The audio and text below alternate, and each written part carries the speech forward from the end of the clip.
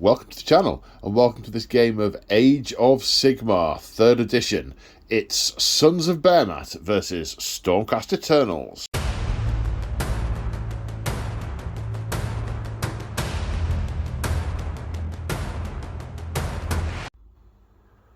And on the channel today, we return to our narrative campaign, The Siege of Excelsis. It is episode 17. 17! But don't worry, this is a standalone game. You don't have to have seen any of the previous ones to watch this game. Although this is a highly bespoke scenario, and I'm joined by two highly bespoke individuals, James and Joe. Say hi, James and Joe. Hi, James and Joe. Hi, James and Joe. Normally you're stood together, so I can point the camera at both. Hang on, I can back up. Okay, so yes, a highly custom scenario. So the story so far is that in the walls of Excelsis have been breached. The warrior chambers of the Astral Templars have turned up to reinforce, and there are many, many battles being fought across the length and breadth of the city between all sorts of different foes. But the mastermind behind this siege, well, there are two masterminds behind the siege. The short green mastermind behind the siege itself, the Loon King, has come up with a cunning plan. Some of the Mega Gargants were sent up the front to smash down a wall, and they've done that. It's where the hordes of Uruks are pouring in from. But the other Mega Gargants, the Kraken Eaters, a score of Kraken Eaters, 20 no less, have been sent round to the port side. And this is where his machinations are even more Machiavellian, or even more green and stabby. That preceding it, he sent an Orc fleet. Now, Orcs don't make ships very well. They're not very sturdy. And they're also, iron jaws are covered in iron. And they don't float very well. And that naval flotilla has been smashed up and broken up. Some of it from fire from some of the remaining Excelsis guns. Some of it from the massive sea monsters who are basically just pulling apart really badly made ships. But the sea is now covered in flotsam, and the leavings of these wrecked vessels. And the Oryx have it's not an army of Oryx, it's some Oryx have made it ashore and have been battling the Knights Excelsior. The Knights Excelsior are forming as good a defence as they can against the dock. Not against the dock, defending the dock against the sea, because most of the forces are deployed elsewhere. But the really cunning part of the Loon King's plan is he sent 20 Kraken Eater Mega Gargants. Each one have put a bit of a ship on their head and are just walking through all the other debris, and they are starting to come out of the water.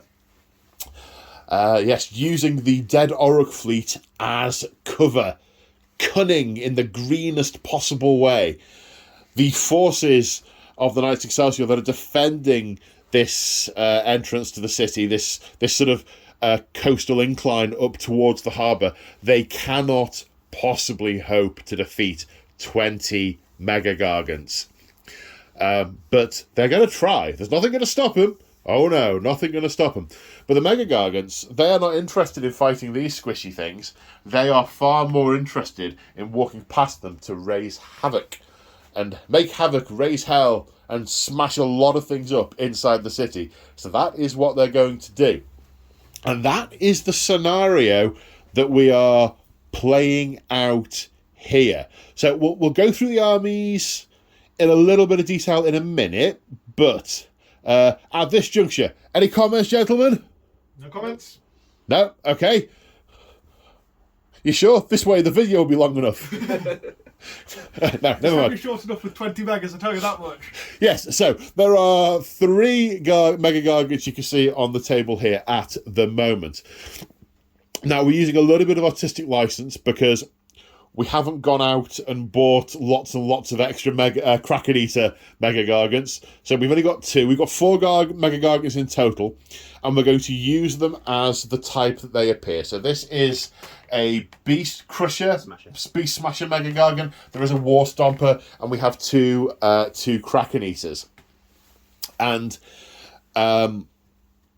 every turn, this is where this is going to get a little bit interesting. This is an infinite turn game.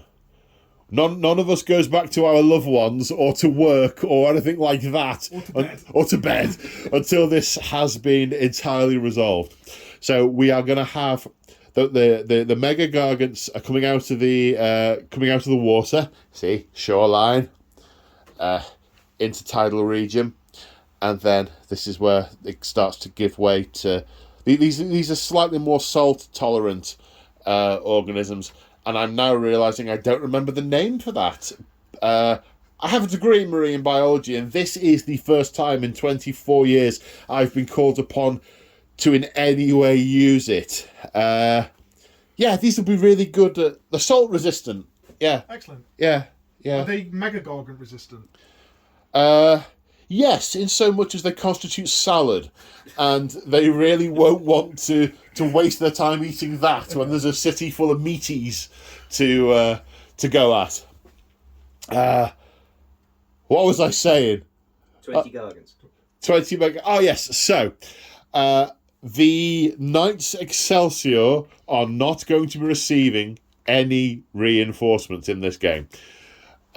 We've set the units up, and each unit with more than 10 wounds has taken 2d3 mortal wounds. Any unit with less has taken d3 to represent all the Aurochs that they have just been fighting, and they've just finished off up to the, and then the Mega Gargants have turned up. So we have Joe. Retributors, thank you. We have Judicators with crossbows. We have a Knight Questor. He is in charge of the army, but he doesn't have a command trait. No. The Lord that was leading this force has been slain. So there is no commander here, though he is notionally in charge. He has an artifact of the heavens, which is a Dracothian's Fang. Dracothian's Fang, which we'll describe what that does when we come to it. A unit of 10 Liberators, or it was a unit of 10 Liberators. A unit of 5 Decimators. A unit of 3 Castigators is now a unit of 2 Castigators, and someone's got a terrible headache. So that unit's been halved with their roll. Then the Sequitors, they suffered badly as well. They've lost at least 2 of their number. 3 of their number. Yep. And the Knight Incantors. Oh, that's a Knight... Right, yes, it's a separate unit. Of course, Knight Incantor. And then the Protectors also lost. So these units are depleted after their battle with the Aurochs. Now we have Mega Gargants. Now we're starting with 3 on the table. And the way points are going to be scored in this game is we're going to play through 20 Mega Gargants. Each time a Mega Gargant leaves the table, next turn it will come on the back edge. We also have a 4th one that's off the table at the moment that will come on in turn 2. The way points are scored, if a Mega Gargant is killed by the Stormcast Eternals, that is a point. If a Mega Gargant leaves the table to get into the city, past these little salt-resistant salads, then that is a point to the Sons of Behemat. And we keep playing until we've gone through all 20 Mega Gargants. Now, we're randomising where they're coming on. We've split it into table thirds, and each time a new one comes on, we'll randomise where it goes. We've also decided that clinging on to these hulks that they're basically using as hats, I mean, I don't think it's just going to be a tiny little bit of shipwreck like this. Some of these are going to be bigger bits of shipwreck. Clinging on to each one of those, a literal hanger-on, as it were, will be a Man-Crusher Gargant. So we roll a dice for each Mega we deploy, and on a 5+, a Man-Crusher is coming with it. So that, in terms of some of the sort of rules we're tweaking a little bit. We're not going to use the priority roll in this game, although we are all fans of it. It's just going to make this too complicated. So we're going to do Gargant's turn first, then Stormcast. Everyone gets one command point, and we're going to keep alternating until we get through all of the megas at whatever time of tomorrow that might actually be. There are also no enhancements in the Sons of Behemat army, because that would be really difficult to keep track of, because these ones will likely die, but take out a bunch of Stormcast in the later ones, so not so much doing that. This army does have some enhancements, doesn't have a general, so doesn't have a command trait. Also, there are nothing's mounted, there are no mount traits. The Knight Incantor does have a spell law, which is, Joe? Celestial Blades.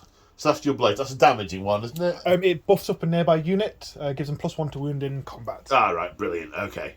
We've also decided that the Knight Incantor, for as long as they're alive, they can have... This is a couple of little things. They can have access to any of the endless spells that we have, should they so want to make use of them. Because this isn't a points-restricted game. That they can move now, Joe. They're not there. Yeah, Oh, yes. Move them onto the slightly different coloured part of the room that indicates not there, as opposed to is there. Yeah. Okay, right. So, we've talked about the Stormcast army. We'll go through any special rules that they...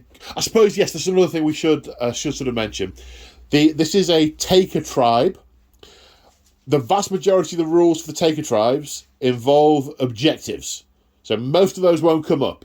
But if we do happen to find one that we haven't thought of in advance, we'll mention it. Our objectives are all the way over there somewhere. Yeah, all through that wall. The Stormcast, this is a Stormkeep army. Mm-hmm. Most of the rules for that army will not apply because there are no objectives on the board. The only one that we think will is units will get +1 bravery, whilst that's still a thing. Should mention, at the point of filming, AoS 4 has been announced, but the only things we know so far are bravery's going, the priority roll is staying, and something about modular rules. And Weapon combat ranges. range. And... Oh, weapon range is going to be 3+. Yeah, so...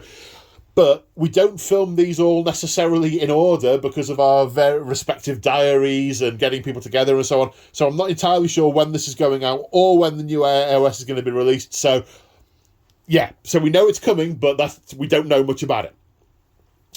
What was I saying? 1 minute. Thank you. Someone remembered. So the only thing that we think is going to be in effect is units within 12 inches of a Redeemer unit will get +1 bravery. So that's the Liberators and the Sequitors. The... what they call Knight Excelsior. I liked your way of helping remember that. It's Stan Lee saying, Excelsior! Right, because I keep confusing it with Excelsis. Yeah. The Knight Excelsior, their special thing, their... Storm of Annihilation. Yes, a Storm of Annihilation. So it's not going to apply because it involves being outnumbered, and you're not going to be outnumbered in this game. Not in so this scenario, no. we are not going to spend time talking through that. So, gentlemen, do we think I've forgotten anything? No, that's it. Not I unless you believe. meant to. No, okay. There are going to be a few little... This is an off-the-wall game, so there's going to be a few little quirky wrinkles as we go through. But yeah, we have no idea how well this is going to work. What we're hoping for is a nice, closely fought game where the Gargants get battered initially, but the Stormcast gets so ground down, then it gets close, and it could be we don't want either the Gargants rolling over or that. But ultimately, we have no clue how this is going to work, and this could be a disaster. On that note, let's go on to turn 1. So, at the end of the movement phase in Sons of Behemat, turn 1. In the hero phase, this Kraken Eater Mega Gargant used heroic leadership, which it then used to at the double. This little Gargant keen to prove himself next to the big uns. Told the runt to leg it. Yeah. And then the Night Questor used heroic recovery and regained a wound. And the Gargants have all moved forward. And that is the movement phase. So shooting phase, this Kraken Eater Mega Gargant is going to throw debris at these Retributors. And it's how many attacks? 3 attacks. Hit on 4s. 2. Wounding on 3s. 1. Rend? -1. -1, so 1 save of 4 plus. Yes! And then this Kraken Eater trying the same with the Secretors? Yep. Okay, 3 attacks. 2 hits. 2 hits on 4s. Wounding on Then- 3s. Yep. 2. 2 wounds, -1. So 4 plus. 1 gets through. Damage? D3. For 1. So it takes 1 up to 2. No, that's on the... Oh, that's the Night Encounter. Right, takes 1 up to points of damage. And then he ran so he can't throw anything. Uh-huh. Beast Smasher's got no range, do they? Correct. Okay. Are you in range of anything to charge? I don't think you are you? Nope. So that's the end of Mega Gargant's turn. Okay. Let's go to Stormcast. So, in the hero phase, heroic recovery on the Night Questor. Rolled a 9. Wouldn't have got one apart from the fact he stood next to the Retributors. Has got an extra point of bravery, which is super. Then over here, this Kraken Eater Mega Gargant used heroic leadership and gained a command point. We are now on to spellcasting. The Night Encounter is going to cast something. Silver Blades? Celestial Blade. Celestial Blade. I was so close. It was definitely a sus sound, which goes off on a 5. Goes off on a 5. Which is cast, which means... They get +1 to wound in melee. Okie dokie. Anything else in the hero phase? That is it. Okay, movement. Okay, here we are after the movement phase. Joe, talk me through your thinking. Okay, so the protectors that were on the far flank, they're quite far away, so they've ran to get as close as possible to try and do some protecting. The Secretors have moved up to try and plug the gap to try and stop any Gargants getting through here. Decimators have done exactly the same. They've tried to run up this way to get closer. The Castigators have just lined up to get their shots up on probably this Man Crusher up front. The Night Encounter stayed put, adding support. Liberators, again, moved over to try and plug the gap. Judicators have stayed still, just they've got eyes on. And then the Retributors have just slowly moved up, trying to approach the Mega Gargant, trying to guess where he's going to go. Guess where he's going to go. Okay. So you have some couple of shooty units. Yes, I've got a unit of Judicators and some Castigators over here. All right, where are we starting and what they're shooting? Okay, we'll start with the Castigators. Uh-huh. They've got D3 shots each. Uh-huh. The Prime's got an extra dice, so it's going to be 3D3 shots. Do they not get extra for standing still? No, they have to choose if they get extra Power or extra accuracy. power. So they're going to choose power, so what that means is their attacks get an additional point of rend. Right, so these are from the... Sacrosanct So, Chamber. thank you, my brain today. These are from the Sacrosanct Chamber, and all the Sacrosanct are in some way, shape, or form wizards. And the way in some of this manifests in some of the units is they collectively channel the etheric energy into powers in their weapons or sometimes their shields and so on. So they're channeling their etheric energy into their crossbows. And you said it does? It improves the rend by 1, so they will be rend 2 on these attacks. Okay. I believe Man Crushers have got a 5+ save. But I don't know if that's what... Is that what you're shooting at? Or are you Yes, going it is. mega? Into the Man Crushers. So it's going to be 3D3 shots. Okay. For 6? So it's going to be hitting on 3s. So 3s to hit. Okay, 3 hits. Okay, and then wounding on 3s. 2 wounds. 2 wounds at rend 2. So I don't get save. Okay, so that's 2 damage. Are they 1 each? They're 1 each, yeah. Okay, 2 damage there. So now we come to this unit of Judicators firing at that at the Beast Smasher Mega Gargant, who is all out defending. So they're going to be all out attacking. Okay. So Right, there are 2 special crossbows here, aren't there? yeah, so Thunderbolt crossbow. It's going to be 5 attacks hitting on 2s. I thought they had a random number of shots. Nope, flat 2. Oh, that's the other ones with Yeah, the that's the thingy. castigators. No, it's the ones with the bows. Okay. So 2, but the Prime gets an extra 1. So Prime 5 gets- shots in so total. 5 shots. Hitting on 2s. 2s, okay. So, wounding on 3s. 3 wounds. Rend 2, 2 damage. Rend 2, so that 2 becomes 5. Yep. 1 pass, 2 fail, 4 damage taken. Now, the Bolt Storm crossbows, 2 attacks each. Okay, they have rapid fire, so any hits will generate an additional hit. Okay. Okay, so hitting on 2s. That is more than no 1s.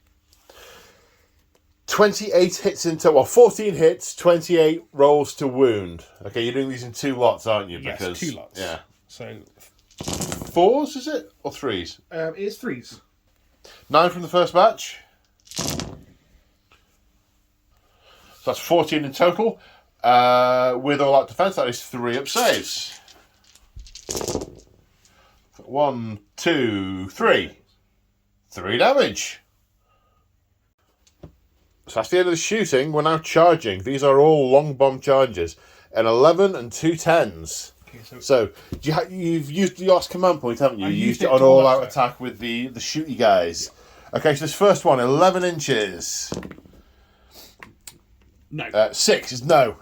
Brain's very slow today. Not computer quick. You may hear a bit of a bunged up tone in my voice. Got a bit of a cold and a slow brain. So thank you everyone for bearing with me. 10 is charge, if you 10 is? please. No. That's also less than 10, yeah? Yeah, it is. Yeah, good. We'll try here, though. The Sequitors Yes, are having a the go. Sequitors. Okay. Also no. not a 10-inch charge. Let me measure the decimators. Didn't they run? They didn't. Did they run, didn't You they? said they did. You said they did the same as the prosecutors, but whether they did or not, I don't know. Did the prosecutors run? The protectors did run, yeah. Protectors, yeah. Yeah, I think they ran. Okay. No, correction, we're pretty sure they just moved, but it's a 12-inch 12-inch charge. Yeah. Not 12. That is the opposite of a 12-inch charge. Well, almost the direct opposite of a 12-inch charge. And that's the end of Battle Round 1. Yeah, that's it.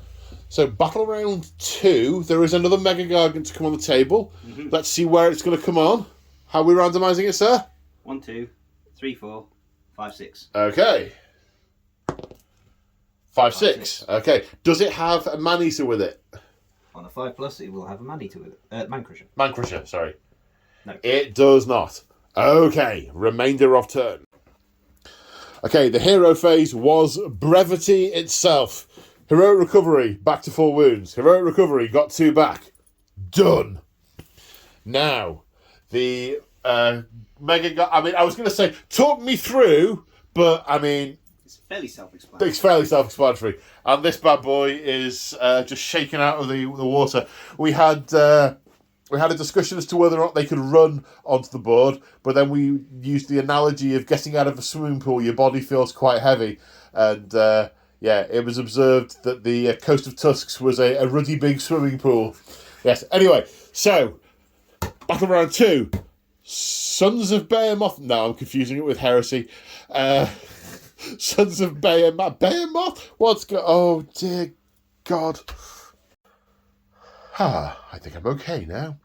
Right, shooting phase. Hurled debris. 3 shots at the Retributors. Yep. Hitting on. 4s, 2 hits. Wounding on. 3s, 1 wound. Rend. -1, Save of 4+. No damage. D3, For 2. Which kills the one that was previously injured from the Oryx. Moving along the line. Hurled debris from the next Kraken Eater. into the Protectors. Into the Paladins. Yep, got it. 2 hits. 2 wounds at -1. So 2 saves of 3+. 3+. Did the swords not kick in? Yes. The protecty swords. Yes. 3+. Oh yeah. He did a 2 Joe roll anyway, so it doesn't matter. 2 minus 1 is 3. This. Yeah, my primary school teacher, I can hear her in the back of my head now, just sort of screaming at me. But you rolled boxcars, so you know. You rolled a Joe. Right, now throw in rocks from the Man Crusher, which, as you just put it, is basically the same, but with 1 attack. Yeah, and he's throwing them at the Sequitors. Secretors, got it. Hit. Hits. Doesn't wound. It bounced off one of the empowered shields. Ha! Right. I'd say it is the charge phase. Be 3 inches away with everything. Yeah. So where we starting? We'll start this side and move along, I think. Okay. Kraken Eater. 3-inch charge. That does connect. Yep. And then the Man Crusher. Yep. 11. Beast Smasher. 6. And other Kraken Eater. 8. 8. Okay, let's move these charges. Okay, so these guys do impact damage from the rule... Crushing Charge. Crushing Charge. On a 2+, does D3 mortal wounds. Yep. 2+ for 3. 3 mortal wounds. Kills a guy. And he's going to die in a blaze of glory, because he's the guy next to him. Sorry. 1 mortal wound. A mortal wound taken as he runs in. He's playing sort of polo, trying to run past them. 4 smack. Zzz, ow! Anyway, 2+. Yes, D3 mortal wounds for 1. Puts a wound on a Sequitur. Then let's do the. Where we go next? Him. Man Crusher, yeah. This is technically a stomping charge, but it's exactly the same rule. Okay. Yep, for D3. 1. For 1. There was an injured Sequitur. Sorry, I meant to say Liberator here.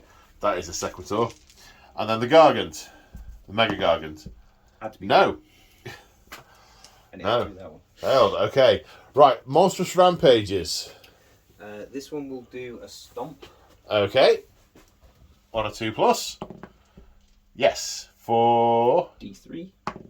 1 mortal wound. Takes the injured one up to 2 damage. The Man Crusher. I need to have a think. So there are only really 2 of the monstrous rampages that are applicable here. Regular viewers of the channel know that we don't restrict it to 1 per monster because that really doesn't scale. So we're sort of cycling back round the ones that can be used. So in this instance, we're going to do a stomp, then a roar, and a stomp, then a roar. So this guy is stomping. We've done that one. We've done that one. Good. So This guy's going to roar on a 3+. Yep. Yes, so the Sequiturs may not issue or receive commands. The Beast Smasher is going to stomp. Yep. On a 2+. No, he's not. And the Kraken Eater is going to roar as he runs past on a 3+. Yes, so this unit of Retributors may neither receive or issue commands. Okay, so we are now into fighting. You get to pick which one is resolved first, sir. I'm going to start with that Kraken Eater. Against the most vicious and deadly paladins. Yes. Yes. Good choice. So we're starting here. His first attack is stuff him in my net. Yeah, you do this after he piles in. I can pick up to D3 models. For 2. 2. And then I roll a dice, and if it's double the wounds characteristic, they just get slain by being stuffed into his net. Stuffed into his net. Okay, so 6 because these are 3 wounds each. Yeah. Nope. So close, but no. Now the Shipwrecker War Club. 4 attacks. Hitting on... 3s.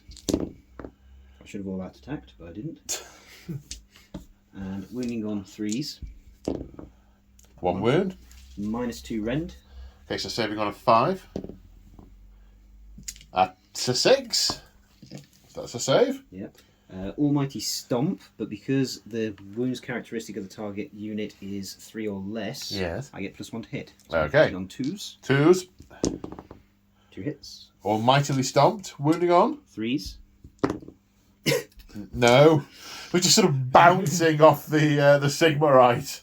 He's trying to run past them this one though, isn't he? Yeah, he's trodden on them. Finally, a Death Grip will hit on a 3. Yep. We'll wound on a 2. And that's -2 rend. So 5 up save. Yep. No, finally. D6 damage. This is where I roll a 1.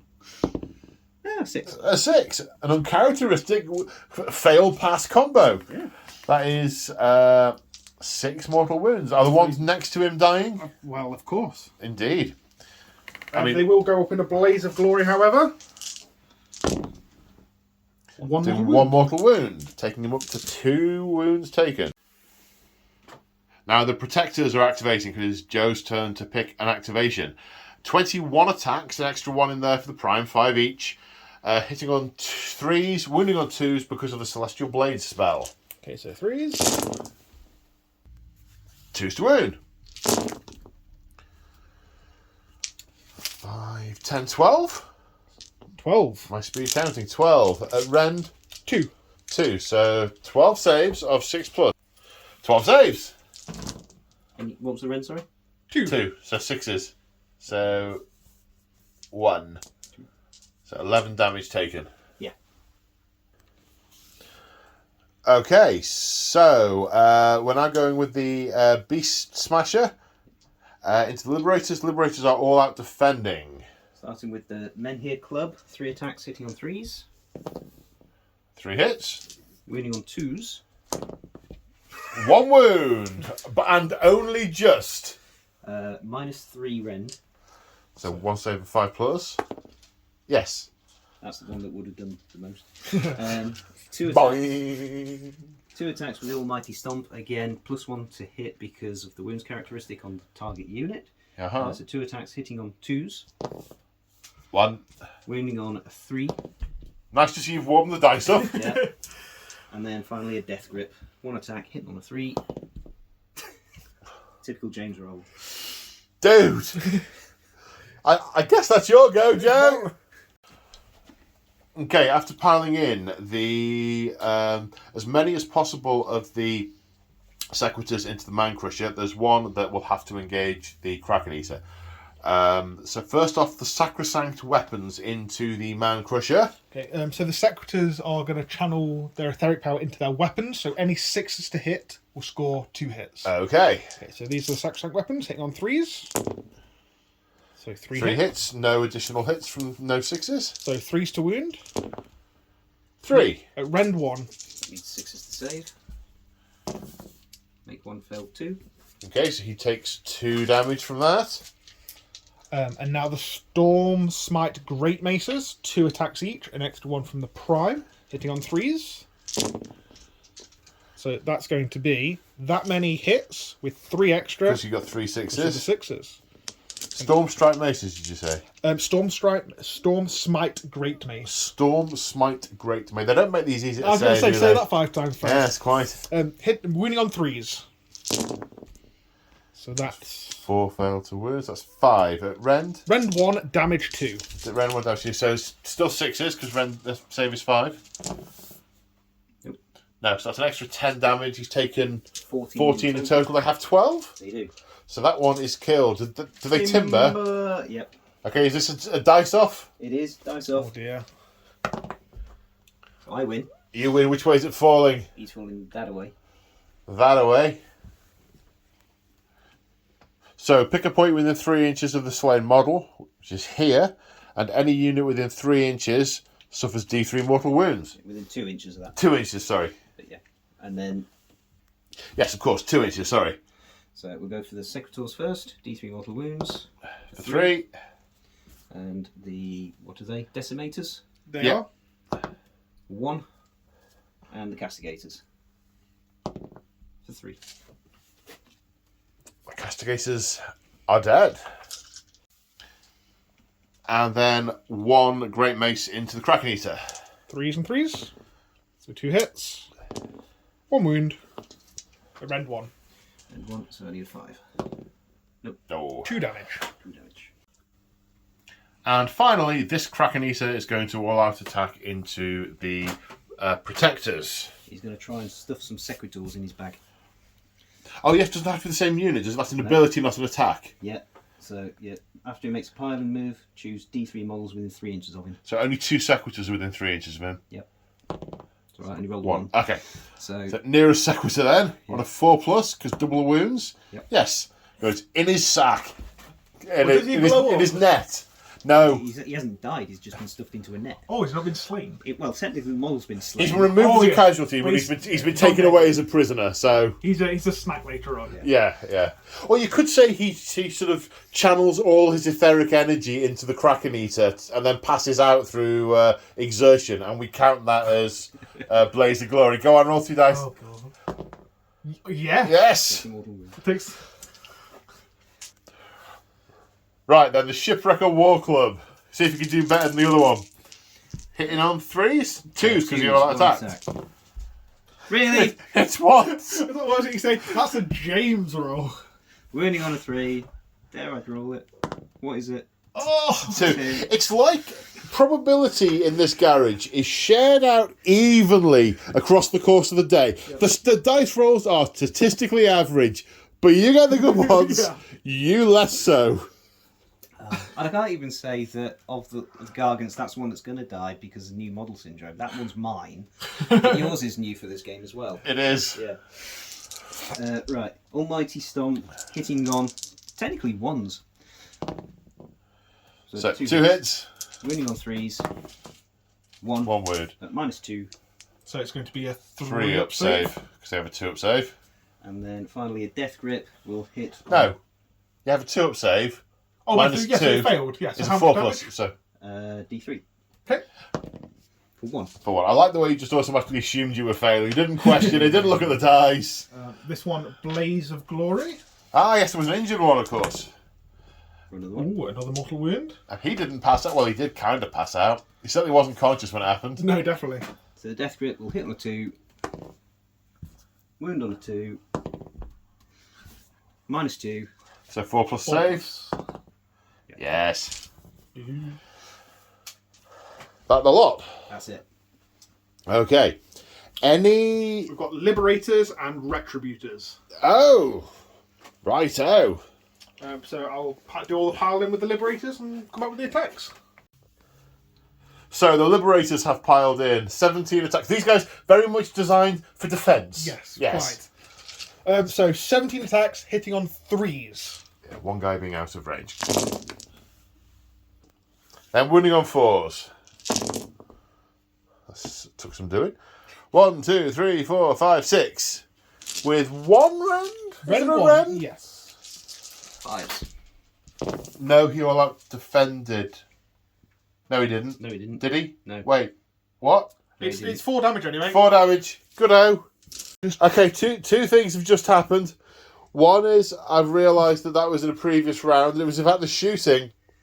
The other is I've realised that I had the steadying button switched off on the camera because I'd been doing painting videos because I have to turn it off for the painting videos because it won't zoom in on the models. And you're probably all feeling quite seasick. It should be a little bit smoother now. We are by the seaside. I do like to be beside the sea. Yeah, me too. Yeah. I do like to stroll along the prom, but there isn't one. No. Well, it's back here. But, Oh, yeah, sorry. I should probably just add that I appear to be leaning further in today to the channel vibe for the uninitiated, which is chill out with your mates in my garage and have a laugh. So there appear to be more of those sort of interludes happening than any other. So, right, the Retributors have piled in to the Kraken Eater, and 4 of them are in range. They're 1-inch engagement range with those massive, massive hammers. Yes. So, Joe, what have we got? Okay, so 2 hammers. It's going to be 5 attacks with an extra one from the prime. Okay. So hitting on 3s. Yes. 6s will do mortal wounds. Okay, they all hit, but no 6s. No blasting to ashes. No, 3s to wound. So 2 wounds. That's a bit Jamesy, that roll. It is. Let's see if we can... Two saves. 2 saves. Rend 2. So 6s. Can you be Joey? No. Not so much. That's Okay, 4 There's only one Joe. Oh, bless you. Okay, and then 2 Star Soul Maces. Yes. So on 2 pluses, they do D3 mortal wounds. They... That's definitely Jamesy. Yeah. Very Jamesy. Snake eyes. Australian 6s, I call them. Oh, God. Is that the end of battle round 2? No, that's the end of Behemat turn 2. Right, Stormcast turn 2. 1 minute. So we just remembered Battle Shock. Obviously, I say we. James, yes, very efficient. The only unit that could fail were the Sequitors. We thought we'd roll it off camera because they weren't really likely to fail, but they did, and one has run away. I choose to believe one has succumbed to the wounds it suffered from the Man-Eater rather than running away. That it's just about leaving itself out from under its carcass and realise it's left its leg behind. So, bit of a teeth dryer. Okay, so at the end of the movement phase, hero phase summary. We tried heroic leadership to gain a command point over here, but failed. I mean, understandably. I mean, there's 20 Mega Gargants. They can see all the heads poking out of the water and go, oh, no, this is it. We've been had. We've been had. Heroic Willpower was selected by the Kraken Eater. He's basically fished in his net for some anti-magic stuff and sort of thrown it at the Knight Incantor, who was attempting to cast Celestial Blades. Have I got that right, Joe? You've got that Celestial correct. Blades, and it was unbound. Then, at the end of the movement phase, the Knight Incantor has got closer. The Sequitors were within 3 inches, so haven't moved. The Decimators are moving up for a charge.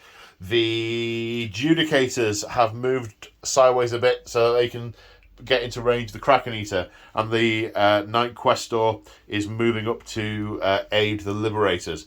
Joe has basically decided, or rather, this is the way that this game will work, is he's got to kill one. Because it's about which ones can get off the table next turn. This guy is just going to be able to walk away and probably get off the table if he isn't taken down this turn. This is going to be a point to Team Giant.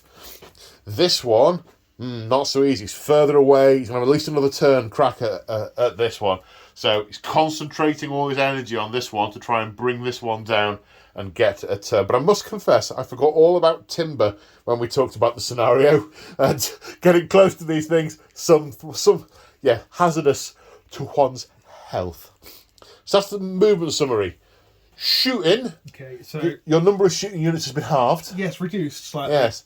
So this unit of Judicators, all the ones that are pointing that direction, Yaha. shooting that direction. Is that because of range? It is because of range. All the ones that are pointing that direction. They're shooting that one. Correct. Because might as well shoot someone. Precisely. So we will start off with the 2 shooting here. It's nice and simple. Okay. So this one here's got the big bada boom gun.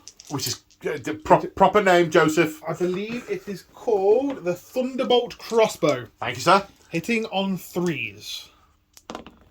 2 2 hits. hits. Wounding on 3s. 1 wound at rend 2. So save for 6. Thank you. 2 damage. Okay. And then the Bolt Storm Crossbow hitting on 3s. But it's rapid fire. Means that's going to be 4 hits. 4 hits. Yep. Winning on 3s. And James inwardly shakes his head. 3 wounds with no rend. Pause. 1. Well, pass 2 fail. 2 more damage taken. He's now taken 13 out of his 35 wounds. Okay. And now the big crossbow, Thunderbolt Crossbow, into the Kraken Eater. This is the prime, so he gets an extra shot, hitting on 3s. So 2 hits, wounding on 3s. 1 wound, rend 2. 6. 2 damage. So 17 taken in total so far. It's cover dice. Okay. So 10 attacks hitting on 3s. 2 hits. So that's 4 hits. You're going really off script today, I really Joe. am. I really am. What's wrong? I mean, honestly, when we plan these scenarios, we factor your respective dice rolls into the scenarios. So you're both really letting the side down by failing and passing, respectively. Oh, how the turntables have turned tables. Turn 2, yeah. That's all. So 3 saves. Let's see what you can do. No rend, 4 pluses. That's more like it. He's now taken 20 wounds. Right, it's time for charges. We'll go with the Decimators. Yes. Charging into the Kraken Eater. 7 inches. They will make it, yes. And then the Knight Questor. With his tooth of Draconith. Oh, 12, that's in. Super quick. Monstrous Rampages. The Krakenisa is roaring.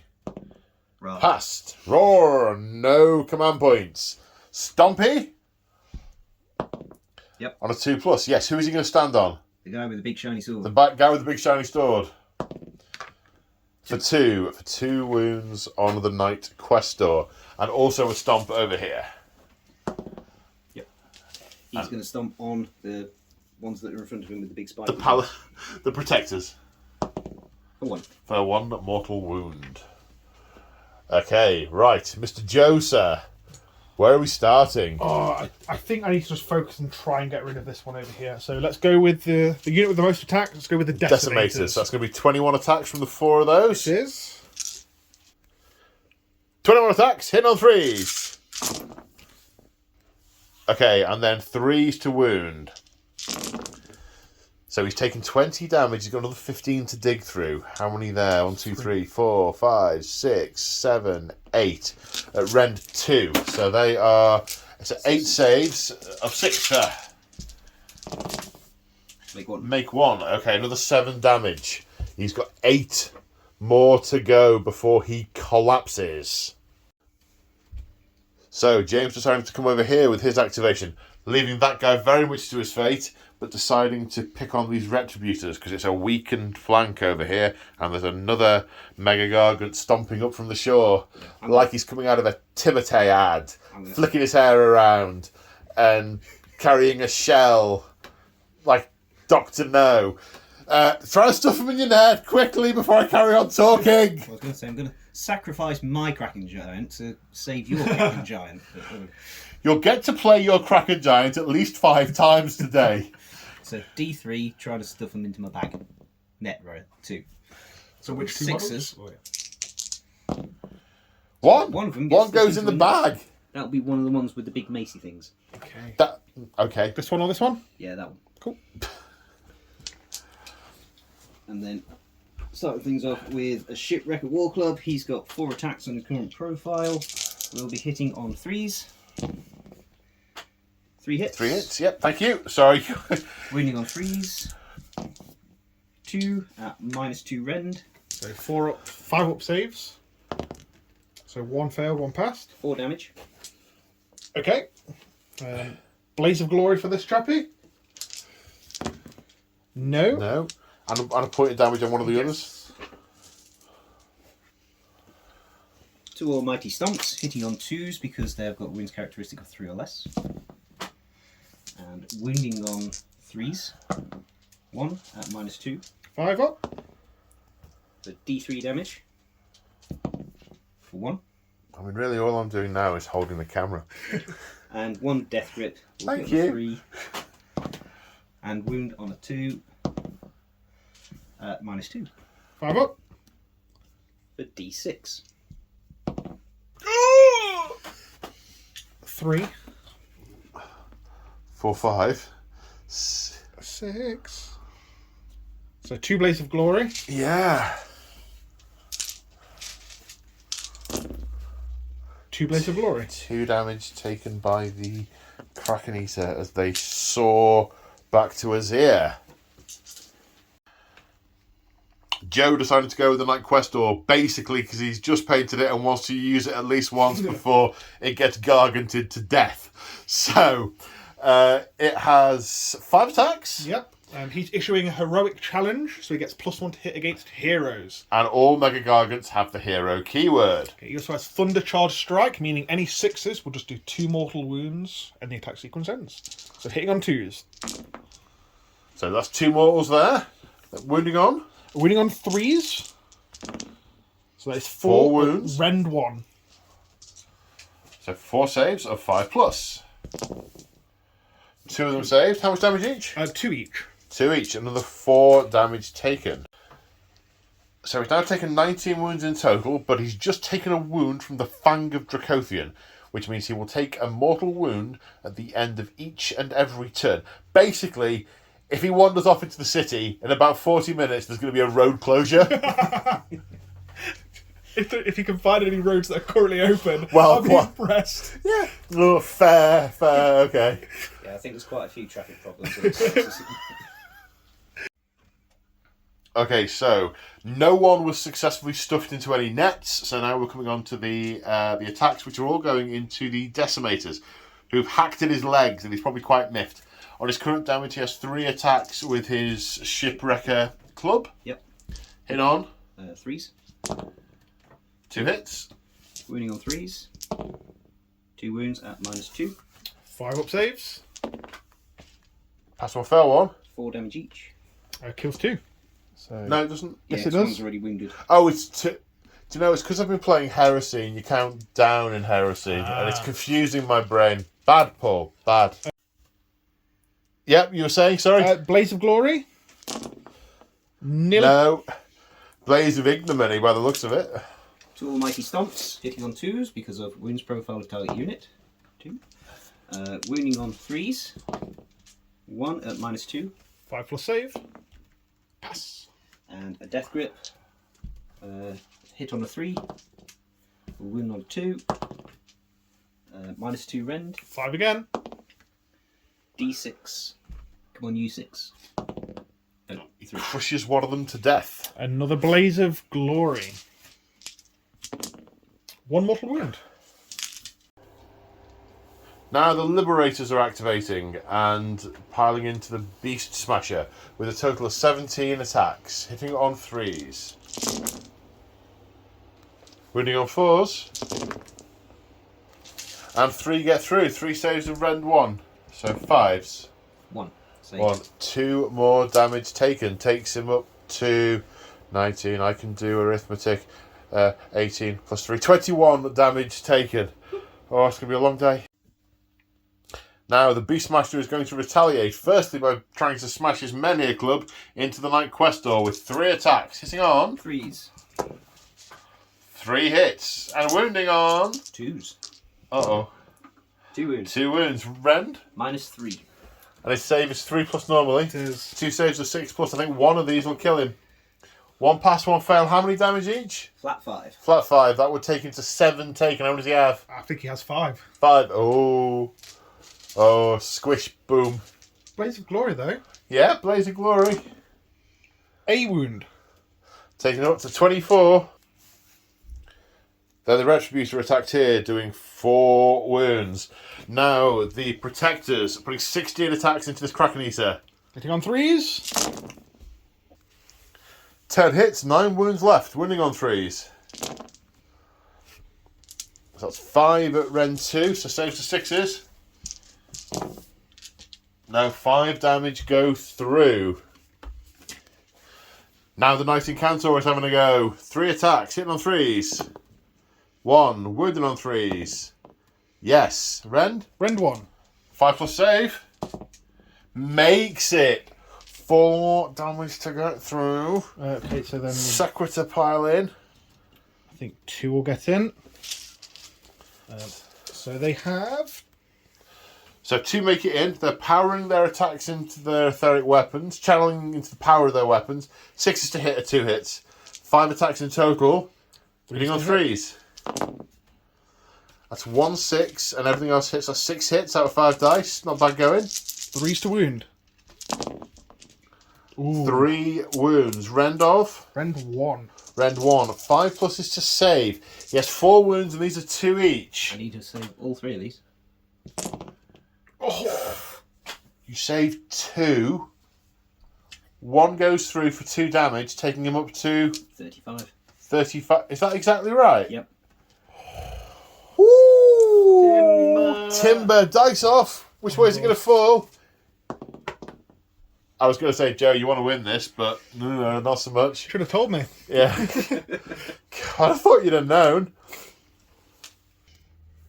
And the Protectors will take D3 mortal wounds from Falling Gargant for 3, which kills that one and puts a wound on another. So at the end of the turn, well, technically, I'm going to say this now so I don't forget it. At the end of the turn, the knife, the tooth of Dracothian that was basically being stuck in his leg and snapped off is now travelling to vital organs and does a mortal wound on the Beast Smasher. And we have some battle shock to take. So Fail on a 5 here. how many died? 3, I believe. 3 died. So 3 plus 4 is 7 there, fine. And the Decimator. So he's bravery 8. 4 and died. 4 died. So he runs. Or he succumbs to his wounds even. He succumbs to his wounds. Maybe the net with the stuff in it got flailed out when that Kraken Eater fell. Well, maybe. But crucially, you can't rally him there. That's another unit off the table. So at the end of battle round 2, the score is... What did you say the score was, Joe? 1-0. That's not what you said. That's what you said. It's not how you said it. Oh no, oh no, oh no, oh no. Yes, indeed. So, battle round 3. So, at the end of the movement phase, the Beast Smasher generated a command point using heroic leadership. The Knight Incantor generated a command point and then used it to rally the Sequitors, and one of them returned. A body from the floor, not quite... As you're leaking out of them, but not yet entirely discharged, managed to sort of put some electroconductive tape around their waist or something similar, and has staggered back to his or her feet. Then in the movement phase, this Mega Gargant has walked off the table and made it into Excelsis to chance of 1-1. Then at the back of the field, another Kraken Eater has emerged from the water. Randomly chosen table location has come on this third, and randomly has had a Man Crusher clinging onto him all the way through, giving him like a piggyback ride, or clinging onto another piece of debris. That's the movement phase. Shooting phase, there isn't any, because he ran to get to there, and so can't throw a rock at him. You can't throw a rock anyway. And he's a... War Stompers can't throw nothing. Then they must be able to throw something. Nope. Oh, sorry. Out of range. Can't throw nothing. Can't throw nothing. Made it into Excelsis. Can't throw anything. So no charges. So we're into monstrous rampages. Yeah. Is he going to stand on them or roar? He's going to stomp on them. All right, on a 2+. For D3. For 1, which there's kind of wound, so he dies. Blaze of Glory. Blaze of Glory, back to his ear. No. Nothing. So he could have tried to move out of combat to get further in, but he's kind of a little bit blockaded there. There was nowhere really for him to move to. What you might have been thinking with him is he can pick somebody up and then throw them. But there's nobody close enough for him to pick up and throw. Oi, look this way. The fight's over here. Eyes on the prize, okay? So the War Stomp... No, that's the War Stomp. The Beast Smasher is going to have a go at them Liberators. With his many a club. Yep. 3 attacks. How many wounds has he taken? 23. He is not effectively nerfed. I feel like they should probably All out defence, yes. He's all out attacking. Are they... Right, okay. All out attack, all out defence. Hitting on 2s. Do it. Wounding on 2s. 2 wounds. -3. 2 up save becomes 5 up saves. Flat No. 5 damage each. Flat 5 damage each, that's 10. 5 dead. 4! Blaze of Glory. Yeah. Hang on, you might want to hold off because I might kill them all yet. And you may as well do them all in one go. No. Roll it now, Joe. 1. I tell you what, we'll call it a draw.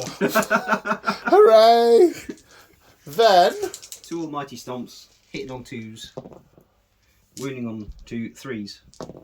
Nope. And a death grip, hitting on a 2, wounds on a 2, -2. 4 up. see, right there, that saved you D6 wounds. Save the unit. Yeah. What were you saying about killing those 2? You're not singing anymore. You're not singing anymore. But on the other hand, No. Battle shock will be a problem. there's not. Uh-oh. And the Liberators fought back and put 1 wound on the Beast Smasher, taking up to 25 damage taken. That's all the combats. So it must be Battle Shock. You're not. You're all right. You were last turn. You guys, not so much. You've lost 5. 5. 6, didn't you Monstrous Rampage one to death? Oh, yes, yeah, 6. 6. So 6 plus d6, 2 is 8. They're 7 on the scroll, but plus 1 because they are... Redeemers. Or is it... Does it give it to other units? I don't think they give it to themselves. Shall we check? Let's check. Yep, we checked. It does... Well, I decided it does because they have the associated keywords, because it should, and it says it does, so there we go. And the wound caused by the Fang of Dracothian continues to bleed. Now Stormcast, turn 3. Turn 3. And it's looking kind of thin. So at the end of the movement phase, hero phase, finest hour on the Beast Smasher. Heroic leadership on the Knight Incantor, which worked. She heroically gained a command point and heroically tried to ride the Secretors again, but they were all a little bit too far gone this time and none came back. Movement. These have all run to attempt to get close to this Mega Gargant, try and take it down before it gets to the city. The Judicators have lined up for shots, then runs, and this Retributor has run likewise to try and get close to it. They're going to consolidate, see how many of the Mega Gargants they can take down. At this point, there are holes in the defence, and they need to prioritise on targets. So, with no further ado, the Judicators are going to fire. So, Thunderbolt crossbows, 5 attacks, 3s and 3s. 4 hits. Does that count as 2 hits? No, this is just the big doesn't shot. apply to those ones. Okay, 3s to then do the wound thing. 4 wound things. Rend? -2. Saves of 6. Saves of 5 plus. Did you? Right, all out defense did. Did you all out defense with? Sorry, I thought you meant that was going to be happening in the fighting phase. My apologies. No, So all of the sharp shooty things that come in at his head. 4. Fair. 4 pluses. 2 pass, 2 fail. 1 of it to save. Well, the all out defense saved you 1. The finest hour saved you another. They're how many each? 2 damage each. 2 damage each. So that is 4. So he's taken 30. 5 left to get through. Now we come to the Bolt Storm crossbow. Okay, 6 guys, 2 attacks each. Hitting on 3s. Each hit counts as 2 hits. That's 7, so that's 14 hits in total. Wounding on 3s. So that is 2, 4, 6, 8, 9. 9. Rend? No rend. No rend. 9 saves of 3 plus. 1, 2, 3 fail. Takes him up to 33 damage taken. He has 2 remaining. And then they are going to charge in, and he's clearly heavily injured, coursing with lightning, because he's basically been tased by oldie world tasers. They're going to run in and try and club him to death with the butts of their not guns. They actually have a Storm Gladius sidearm. It's a little dagger. Yeah, alright. So they're going to attack him with a fruit knife. If they make it in. 3-inch charge? Not Snake Eyes. It's not Snake Eyes. So here we are after the charge. It's the only Monstrous Rampage of the turn. 2 plus Stomp on the Liberators. Yes, for D3. For 1. Puts a point of damage on a Liberator. Right, now your turn to activate. Are you doing the Judicator's Fruit Knives? Or you're doing the Judicator's Fruit Knives? Oh, absolutely, you're not yes. relying on the Liberators to take the last 2 wounds off it? No, it's going to be 7 attacks from these chaps. That's all? Yeah, they get 1 each. Oh! So, hitting on 3s.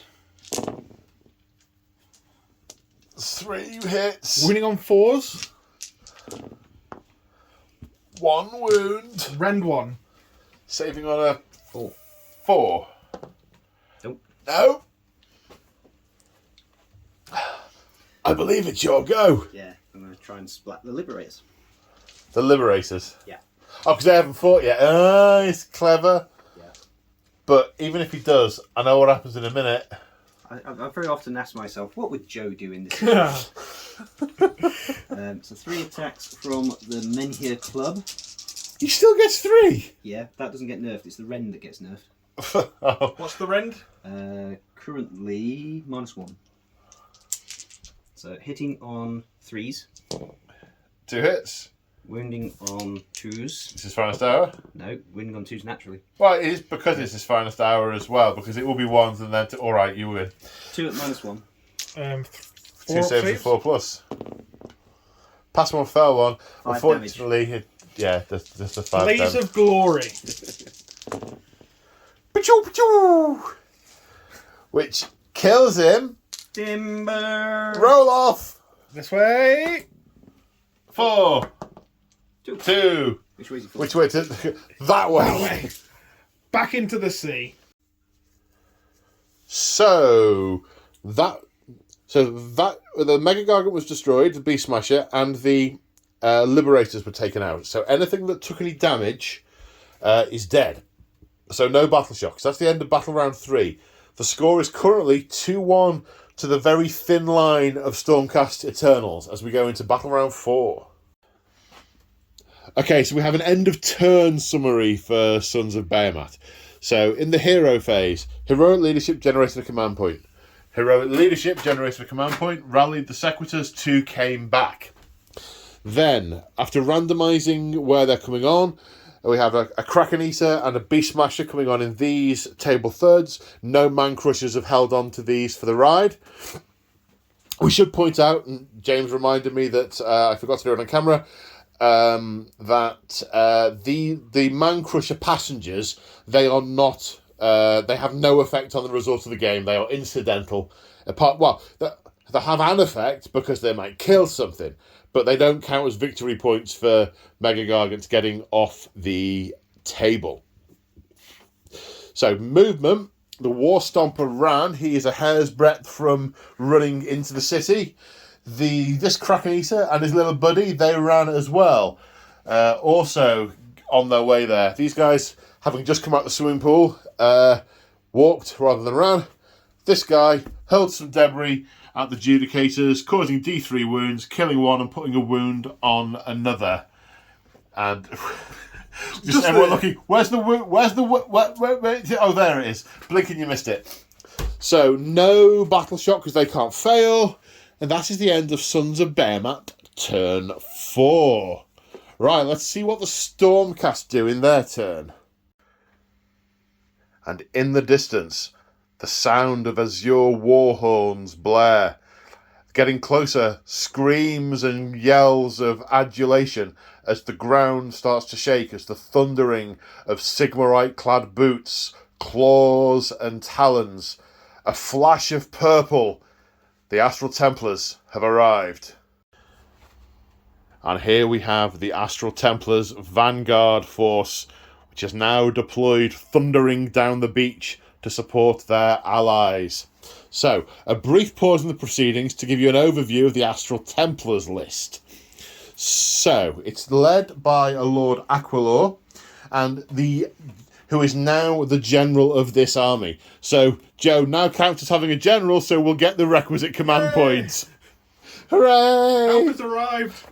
Help has indeed arrived. His lieutenants, we have the Knight Zeros, the not Neve Black Talon, but just a regular one of her, the assassins of Sigmar, and we have the Knight Venator, who is the Prowly archery type with his Star Eagle. The Lord Aquilor has a command trait, which is... Battle Lust. Which does... He gets to reroll charges and run rolls. Super duper, so he's keen. Yeah. Yeah. And his mount has a mount trait. Of etheric swiftness. Okay, so he can pile in and activate within 6 inches rather than 3. And he gets to pile in 6 inches as well. Gets to pile in 6 inches, yes, that's a good point.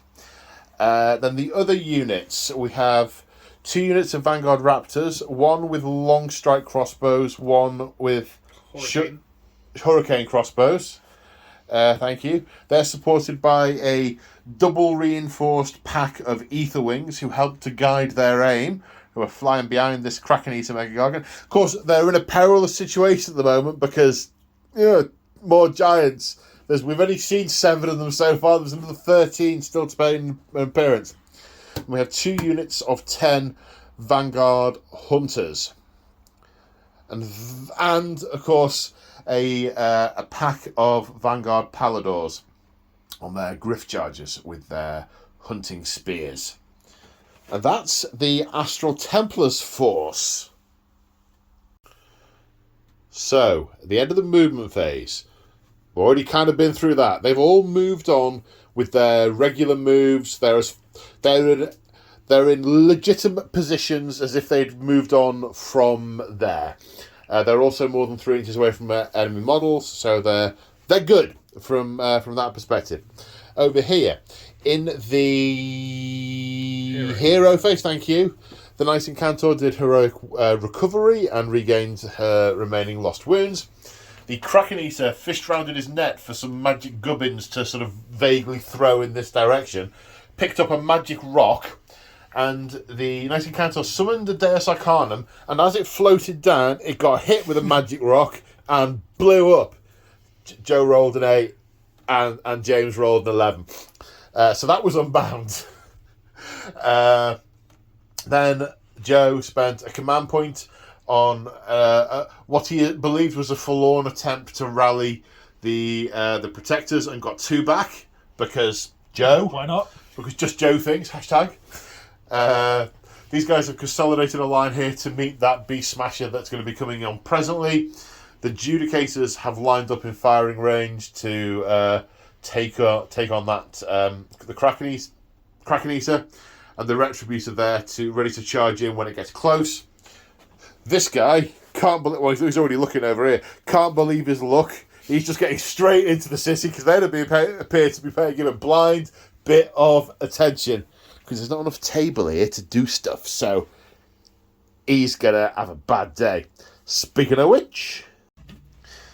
And we start the shooting phase with the Lord Aquilor and his heavy Boltstorm pistol raised a clear declaration of intent at this Kraken Eater Mega Gargant. It's beautifully painted, but it's going down! Bring it down! I'm not biased because these are my models and my babies. Not biased at all. They're beautiful, aren't they? Look at them. And deadly! Hitting on 3s. 2 hits. Wounding on 3s.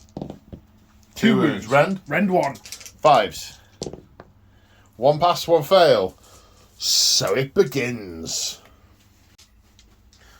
Okay, now we move on to the Vanguard Paladors. The Lord Aquilor is the Lord of the Celestial Hurricane, which means he can issue a command to a Vanguard unit within 18 inches for free once per round. So he is using all-out attack on the Vanguard Paladors. So firstly, they have... Which weapon are you doing first, Joe? The Boltstorm pistol. So they have 2 attacks each. The Prime gets an extra attack with this. Okay. So hitting on 3s because of the Lord Aquilor. So normally 4s. Normally 4s. Normally 4s, yeah. Literally no 3s. Then wounding on 4s. 4 saves. Any rend? Rend 1. Rend 1. 5 pluses. 3 go through. So now the Star Strike Javelins. 1 attack each, but the Prime gets an extra 1. So hitting on 2s because of all-out attack. 5 hits. And then wounding on 3s. 3 wounds. Rend? Rend 1. Saves a 5 plus. 1 save. 2 damage each. 4 more damage taken. Now we're going for the Knight Venator. He has 2 weapons, his bow, and the celestial beak and claws of his Star Eagle. That has a range of 30 inches as it flies out, pecks a bit, then flies back. Go for the eyes. Go for the eyes, Bob. Go for the eyes. How many attacks? It is 3 attacks. Okay. Hitting on 3s. 2 hits. Wounding on 3s. 2 wounds. Rend 1. 5 pluses. 1 pass, 1 fail. 1 damage. 1 damage. Then the bow. What's the bow called? Realm Hunter's Bow. Realm Hunter's Bow. Hitting on 3s. 2 hits. Wounding on 3s. 2 wounds. Rend 1. 5 pluses. 2 more damage. 1 damage each. Ah, yeah, okay, yeah, sorry. I was being presumptuous. Presumptuous. Now, this unit of Vanguard Hunters are firing their Boltstorm pistols. These are disciplined hunters and are looking past this Man-Eater Gargant up at the Mega Gargant that is the target of this hunt. 2 attacks each, extra 1 for the Prime. 21 attacks, hitting on 4s. Then wounding on 4s. 4 saves at rend 1. 4 damage. Then another unit are going to rinse and repeat. 4s and 4s, 21 dice. 8 hits. 1, 2, 3, 4, 5 wounds. 5 saves of 5 plus. 5 go through. We're now going to come to the Vanguard Raptors with the long strike crossbows. Are obviously firing at the target of the hunt, the Kraken-Eater Mega Gargant. Now, the Aetherwings have a rule called Marked for Destruction, which means that if the target of an attack is within 12 inches of them, they're going to get +1 to hit. Correct. So, number of shots with the unit, please, sir. 2 shots each. And the Prime gets an extra 1? No, the Prime gets a little companion which helps extra attacks in combat. Oh, really? Yes, really. The shootiest unit doesn't get extra shooty? No. Okay, fair enough. So 6 shots in on 2s. Yes, they have the headshot rule, however. So 6s. Should be 4s, sure. It's got a massive head. Well, The size of a torso. mark your calendar. We'll see if we get any. So hitting on 2s. 6 hits. Okay, so that is just 2 mortal wounds. It's a headshot a headshot. instead, yeah. And now wounding on 2s. So that is 2, 4, 6, 8 damage. And what's the rend? rend? 2. So 4 saves are 6 plus. No, so that's another 8 damage. Yes, total of 10 from that unit. Right, now the Vanguard Raptors with the Hurricane crossbows. They have 4 attacks each. The extra Prime does get 1 here, so that's 13 attacks. They hit on 2s because they've been marked for destruction. However, they have the rapid fire rule, so every hit is 2 hits. So hitting on 2s. 2s. That is 7 1s.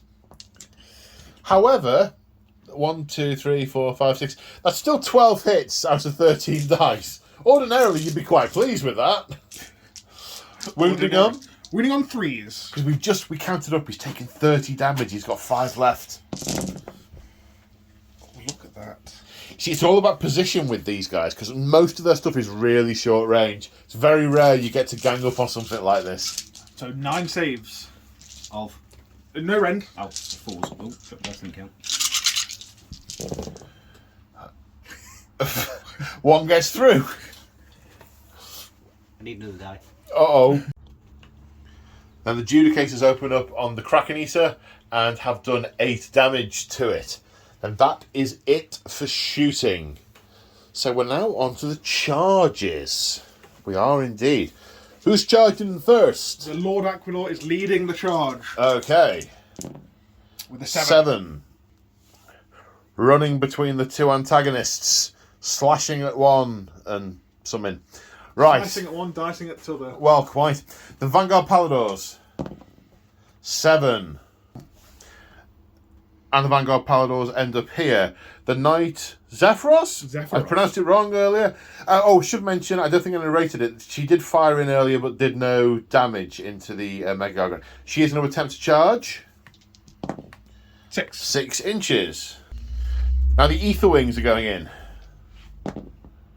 They go whatever they want, really. And the Aetherwings end up here. Now where are we going? This unit of Vanguard Hunters. 9. Okay, so that's all the charges. Are you going to Monstrous Rampage? I can't. Well, you can, but you can't pick a monster. You can't pick an Astral Templar as a target for the Monstrous Rampage. Right.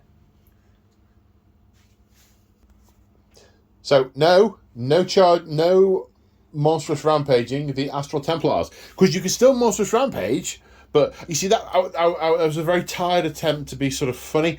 You can still do your Monstrous Rampage, but you can't pick one of them as the target, so they're just sort of stamping their feet on the ground, going, ugh.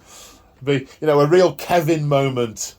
I mean, this is a Tuesday for the Astral Templars. They fight Gargants and God Beasts on the regular. You roaring and stomping about, they've seen it a dozen times today. They are unfazed. Joe, it's Monday, not Tuesday. Blast. It's Easter Monday, 1st of April, yeah? Maybe it's like in the film Wrath of the Titans, where one of the Cyclops goes to squish Perseus and he puts his sword up and just holds the hand back with his sword. Yeah, could well be. Where are we going to start with the fighting? It has to be the Lord Lord leading the Aquilor. charge. Although one thing I will say is, whichever way he falls, stuff's getting squished. Now, you see, I think Astral Templars should be immune to that as well. Yes. They're not, but they should be. Because, like you say, they're used to running up and stabbing things like that, and then... There used to be a 40k rule called It's Gonna Blow, where if you assaulted a vehicle that could explode, you could fall back before it actually exploded. Nice. Yeah, Cool. yeah.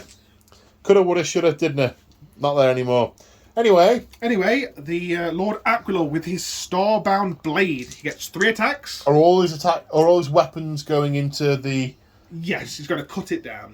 Right, okay. So 3 attacks, hitting on 3s. So 2 hits, wounding on 3s.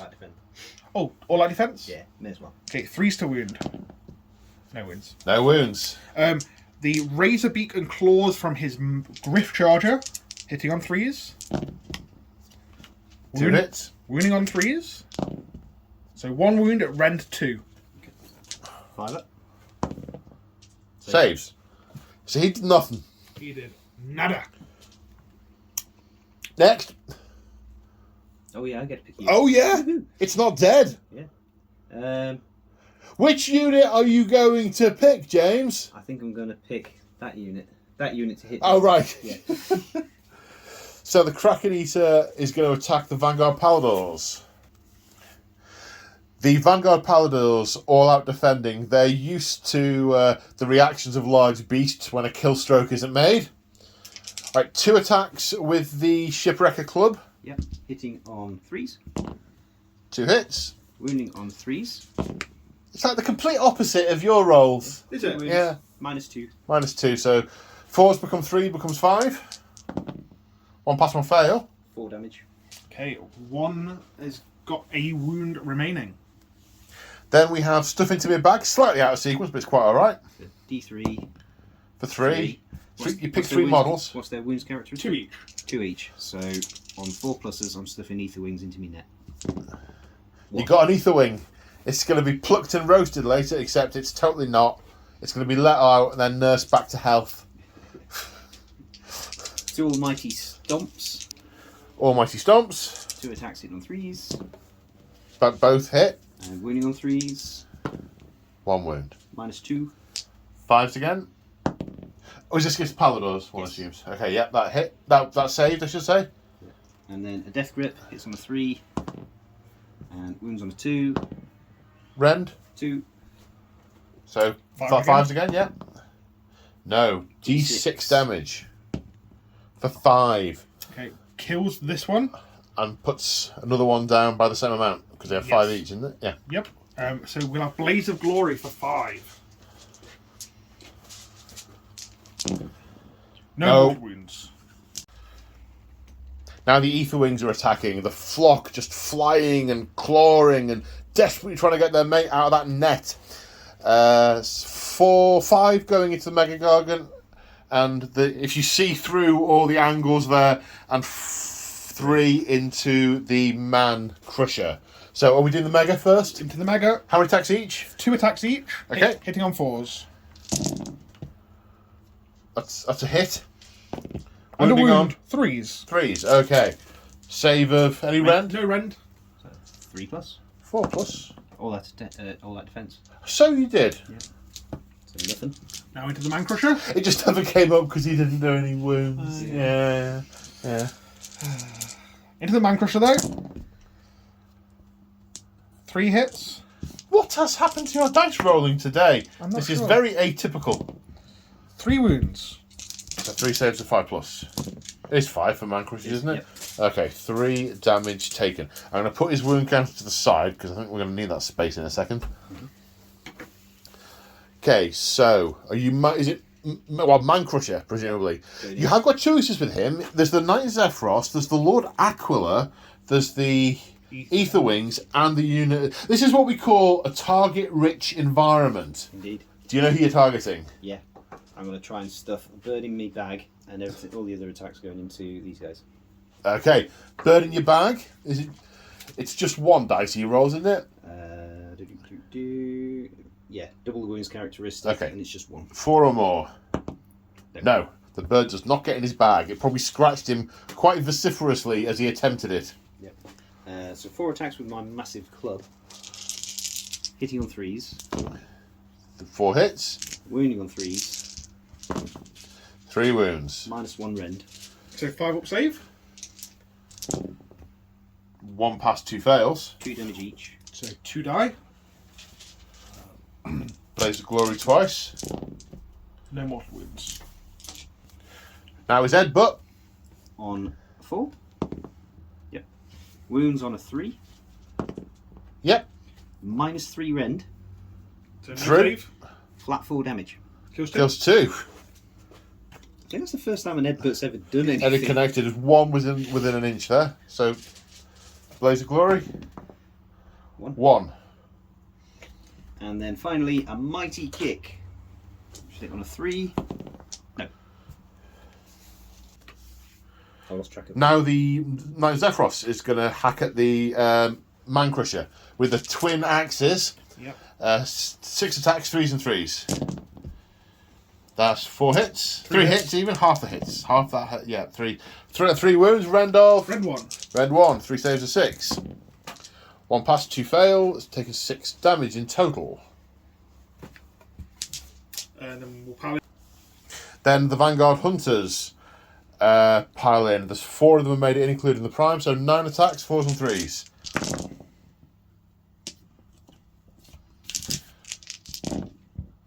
So that's 3 at Rend 1. Rend 1. 6s? No, 3 damage taken. He's taken 9 in total. And I think that's the last violence coming his way. It is. Okay, now it's the Paladors into the Mega Gargant. Yes, the Vanguard Paladors. Now the Paladors attacking with their javelins. They get 1 attack each. The Prime gets an extra 1, so 5 attacks hitting on 3s. 5 hits. Wounding on 3s. 3 wounds. Rend of 1. 1. Saves of 4 because of all-out defense. 1 failed, so 2 damage go through. He's taken 33 damage so far. And now the mounts with the razor beak and claws have 3 attacks each, Okay, so 12 in total. hitting on 3s. So 7. Wounding on 3s. So that's 4 wounds. Rend. Rend of 2.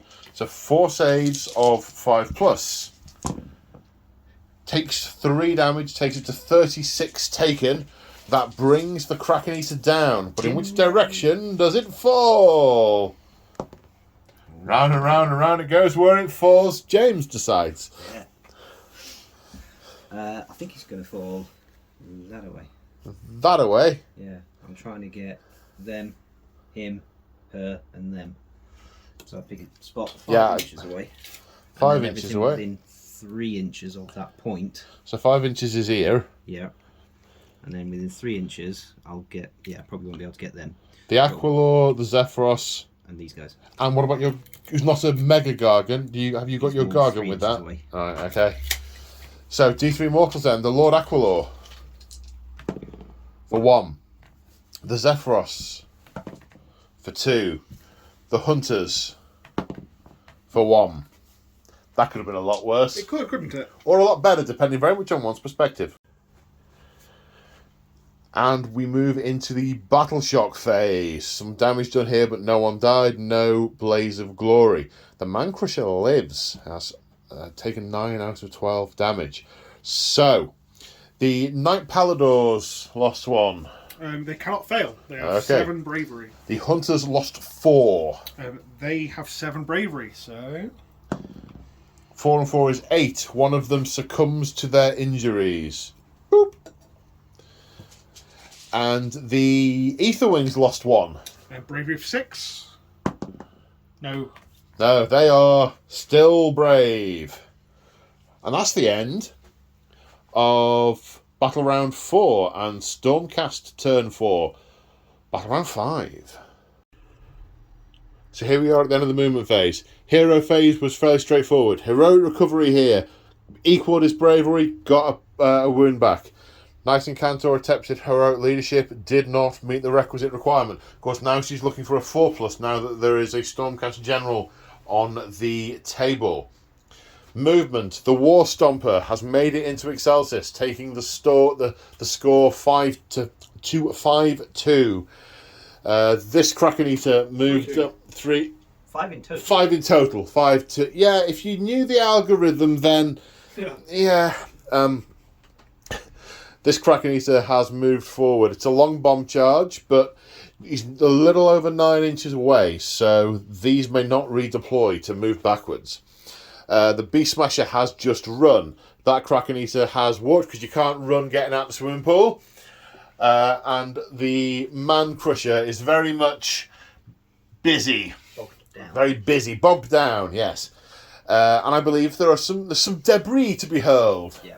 Both of these are going to hurl their debris at those chaps. Oh, is that one in range, is he? Yep. Okay, so we'll roll them all together then, if you wish. So So 6 attacks in total. hitting on 4s.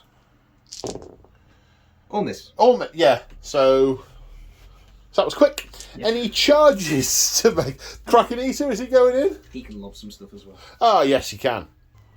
The Man Crusher is going to throw his rock at the Knight Zephyros. 1 attack. Hit on a 4. Nope. Okay, so charges. Kraken Eater into the Judicators. Yep. Needs a 9. That's a 9. Makes it in. Do you have any command points you wish to spend at this point? Yes, I'd like to unleash hell, if that's okay. The unleashing of the hell. The unleashing of the hell. Oh, okay. Well, I suppose if you think it's worth it. So unleashing hell did 11 damage on the way in, which is it's about a third of a Gargan. It's sort of just above the left thigh and down. Yeah, ouchie. But crushing charge On a 2+, we'll do D3 mortal wounds. for 3 will kill the one that was already injured and stand on another, who will go up in a blaze of glory. No damage. And then we're going to stomp on them. Monstrous Rampage. Yep. 2+, which is activated. Yeah, that happened. Yep. And then 3 mortal wounds. Kills 1, wounds another. Nope. No blaze of glory. And wounds another. No target for the Monstrous Rampage over here. Okay, fight phase. The Kraken Eater activates, piles in, and tries to stuff Judicators in his net. So D3. For 1. You go for the prime? If he's there, yeah. Yeah. Yes. Yeah, you got a prime and a net. And then he's taken 18, Yeah. so he's not really nerfed. 3 attacks with his Ship Crusher, 4 attacks. Shipwrecker Club. 4 attacks. Hitting on 3. That will all out attack. All hit. All hits. I would love to all out defense. Wounding on 3s. 2 at -2. You can't because your character's been taken out. the Yeah. prime. Ooh, save 1. Flat 4 damage. Okay. 2 almighty stomps will hit on 2s because of wounds characteristic 3 or less, and or. Yep. Yep. Wounding on 3s. No. Oh, he's back. And a death grip will hit on a 2. Yep. Will wound on a 2. Yep. Go straight through your armour. -2 damage. It's -2 rend, so you get a So 6 6 save. save. No. And D6 damage. He's got 1 wound left. Oh, there you go. There was 2 blazes of glory though. And I maintain if he's gripping one to death, it's in range for Blaze of Glory. Oh, yeah. That So an extra 2 dice in for that. can burn his hand a bit. Yeah. Burns his hand considerably. 2 mortal wounds. So 20 wounds taken in total. Okay. It is Stormcast turn to activate a unit. I wonder which it will be. The Lord Aquilor is going to attempt to just take out this Man Crusher with his Starbound Blade. Hitting on 3s. A hit. A wound. Rendolph, 1. save for 6. No. 2 damage. 2 damage. He's taken 11. Yeah. Can the Griff Griff Charger take the last wound? Hitting on 3s. 3 Wounding hits. on 3s. 3 Rend 2. wounds. Rend 2. No save. No save. 3 damage goes through. Timber! Olaf. Ooh. Oh, It's tied. What happens in the event will of you re-roll again, ties? do you reckon? Yeah, reroll, I'm sure. Or would you like... Which way to go? Go this way, yeah? Yes. Backwards. And that's the end of Sons of Behemat turn 5? Is that 5 or 4? Sons of Behemat turn. Now it's The number's irrelevant. we might want viewers. You might want to count for us because at this point, should have been tracking it with a dice. Should have been tracking it. But it doesn't really matter. Answers on a postcode. Please. Well, it's a postcard. Yeah. Did they just defrost you from the 1940s? 40s. No, TV wouldn't have been telling people to have answers on postcard. It's a Stormcast turn. So here we are, mid-hero phase. We've just done heroic actions. The Lord Aquilor has heroically recovered. He's now back on full. And the Kraken Eater in the middle it's his finest hour. That appears to be the finest hour zone. It's his finest hour. Now we're spending some command points. We're using his once per turn ability, which is called Lord of the Azurite Hurricane. which lets him do a command point to another Vanguard unit for free within 18 inches. And Joe is attempting to rally the Vanguard Hunters in an attempt to get the Astral Compass back. So 5 for dead, so 5 dice on 6s. Looking for A6. 2 6s. 2 6s. 2 come back. And I insist one of them is the one with the face paint that I just did like 2 days Yeah, ago. let's show it off. And they return. The guy with the Astral Compass, who needs some woad. He's got an exposed face. I need to go and woad him at some point. Although it might be rude to break off the bat rep from in the middle with my guests to go woad him. But this one, he got woaded. Yeah, woad. I realised after I'd built half the army that of any army to go bare helmeted in, it is the Astral Templars. But I didn't quite have it in me to go and snap the heads off most of the models I'd done. So just future ones are bareheaded with woad. Anyway, so 2 have come back and the Astral Compass is now available. We will now continue with the hero phase. So at the end of the movement phase, in the hero phase, the Knight and Cantor attempted to bring down an Everblaze Comet to smash over here and hit these 2 Mega Gargants, but was unable to channel enough Sigmarite power to be able to do so. These guys have repositioned slightly to do a Gandalf, you shall not pass kind of moment, but you know, he's got a really big stick. Over here, the Knight Zephyros. Yep, Knight Zephyros. And I've been getting that name wrong. And the 2 units of Vanguard Hunters have, well, the 2 units of Vanguard Hunters have navigated the Winds Etheric with their Astral Compasses. The Knight Zephyros has ridden the Winds Etheric. Slightly different rules. These guys have to come on within 16 inches of table edge. This guy can be anywhere on the table more than 9 inches away from the enemy. So they have done that over here. The Knight Venator has flown over here to do the shooty thing. The Vanguard Raptors with the Hurricane crossbows were out of range of any shooting, so have run. These guys have moved and are going to be looking to shoot through there. The Vanguard Paladors and the Lord Aquilor have all moved up to be able to shoot at and then potentially charge this Kraken Eater. And the pack of Aetherwings just following along, ready to do the thing that they do, that the like the Azurite thing. They're creatures from Azir, so they're trying to they're going to participate. Okay, so shooting phase. So first up in the shooting phase, Vanguard Raptors with long strikes, 5 shots into the Kraken Eater. They are within 12 They're within 12 inches, so they are marked for destruction. So Okay. hitting on 2s. 2s. Ouchie. Ooh. That is 6 dice, though. It's 2 shots each. Oh, yes. So That's right. That's one That's miss. correct. And then 2s to wound. So that is 3 wounds at rend of 2. 2. So that's 4s up to 3s, down to 5s.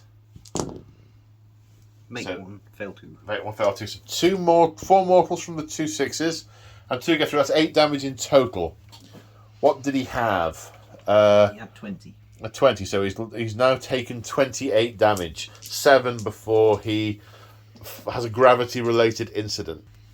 Okay, now the Vanguard Paladors. I'm going to say Knight Paladors, but they're not. Vanguard Paladors. The Javelins first. Hitting on 3s. 6 attacks, because there's only 5. Ooh, There, you get an they extra get one an for extra. Prime. Yep. Okay, so that's 4 hits. And then 3s to wound. 3 wounds. Rend 1. So back to 4s. 2 get through at 2 damage each. Correct. 4 more damage taken. Taken at 30. That is all. And then the Bolt Storm Pistols. So that's 2 per model, so that should be 10. Plus 1 from the Prime. 11. That's hitting on 4s. Okay, 5 hits. Wounding on 4s. Wounding on 4s. 4 wounds. 4 wounds at rend 1, so back to 4s. All save. They're Very just nice. thudding into his thick hide and doing no real damage. Thank you. Now, both units of Vanguard Hunters are firing into the Kraken Eater. They won't have any other targets hitting them all at once. It's that many dice hitting on 4s. And that's a lot of misses. The thing is, Joe, you're just trying to steal James's thing. Can't you let him have anything? You evil swine. Wounding on 4s. On 4s, here we go. 1, 2, 3, 4, 5. Rend of 1. So 5 saves of 4 plus. 4 fails. That puts him on 34 damage taken. 1 wound. 1 wound remaining. Oh. Now the Lord Aquilor raising his heavy Bolt Storm pistol. And hitting on 3s. 4 hits. Leaves wounding on 3s. 3 wounds. Leaves We're rend just 1. checking the rend. Yep, it's rend 1. Rend 1. Okay, 3's minus 1, so 2 go through. Which does do enough damage to remove him as a casualty. But which way does he fall? Timber! He's going that way. Joe Pigs! He goes up. Joe's been terrified he's going to fall flat on that Retributor. He even said, I don't want to shoot him, I'll charge you with the Retributor. No. But he did. And that is the end of Joe's turn. And thus the end of this battle round. Whatever number it might be. And because, there's no charging over here. That was the target over there. But there are at least 12 more Mega Gargants in them there waters as we go on to the next Sons of Behemat turn. So at the end of the movement phase of Sons of Behemat turn, we have heroic actions. It's his finest hour as he's just building up a turn of speed to get to the city. It was heroic leadership over here, but failed to generate a command point. Needed a 4+ now as a general on the table. Rally was spent, and 1 Retributor came back. The Knight Zephyros, get up, brothers! And them going, oh, if we must. One of them going, if we must, and getting back to his feet. 2 Gargants have come on. The War Stompers come on over there. Again, this was all randomised. And the Kraken Eater on here. Bit of debate whether the Kraken Eater should sort of stay to the side and run up here to force some of this to come back, or to push up as far forward in the centre to try and do some damage to those whilst they're actually in range, because they're going to be difficult to pin down for the rest of the game. No Man Crushers were clinging to these guys. And that is all she wrote.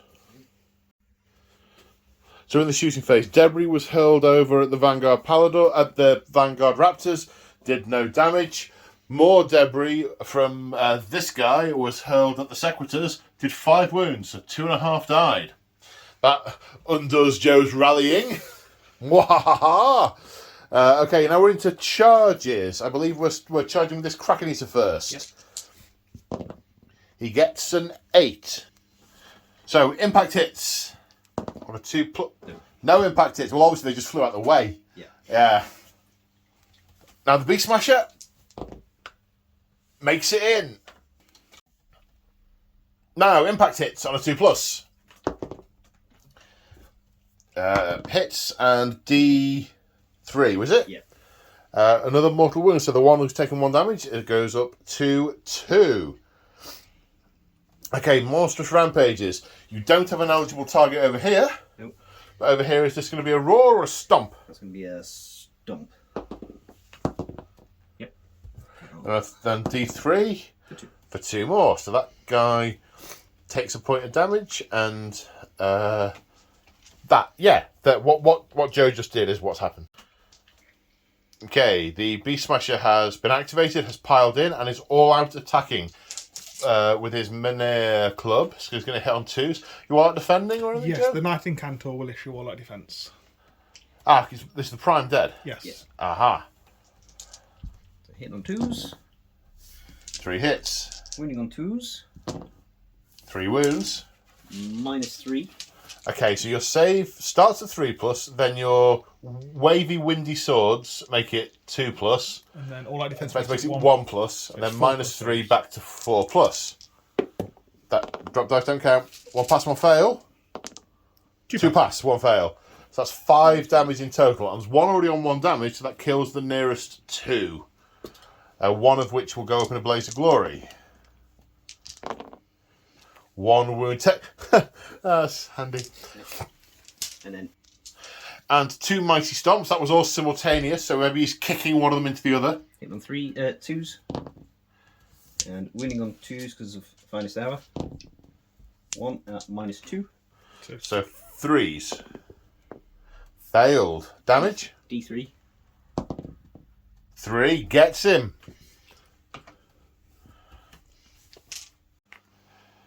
So 5 of the Ether Wings are in. 2 attacks each. 4s and 3s. 3s to wound.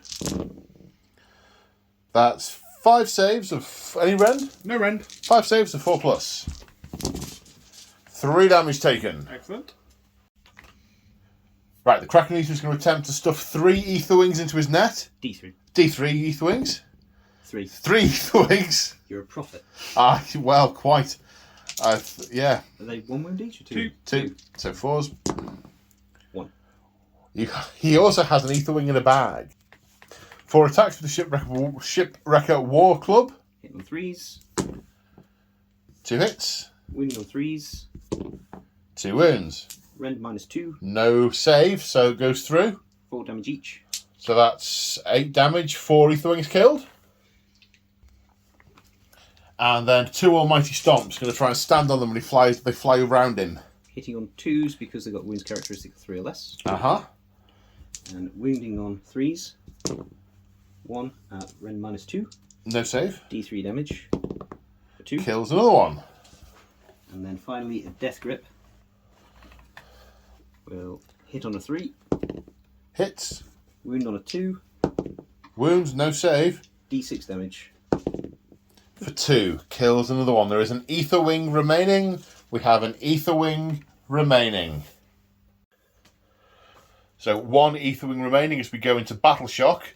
Their bravery is 6. They lost 6. Joe rolls a dice. It's at least 1. Therefore, 4 Ether Wings fly away. I don't know why I had an image of a rotisserie on like the deli counter in Tesco of just the Ether Wings going round and round, and the Gargant looking at it going, oh, yeah. So that was the end of Mega Gargant, Sons of Behemat turn. Now we go on to the Stormcast's next turn. So it's the end of the hero phase in the Stormcast turn. And I want to summarise, but also then just talk about some of the dilemma and discussion that we've just been having.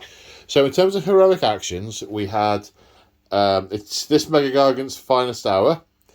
and the Knight Zephyros attempted heroic leadership but failed, didn't get a command point there. And the Knight Arcanum finally succeeded in... No, the Knight Incantor finally succeeded in summoning the Deus Arcanum, so is now much more mobile. Rally was issued by the Knight Zephyros to the Retributors, and 2 more came back. Now, the dilemma here is where to focus, both from a narrative point of view and a gameplay point of view. This guy is going to be off the table. There's no stopping him. He's going to be into the city.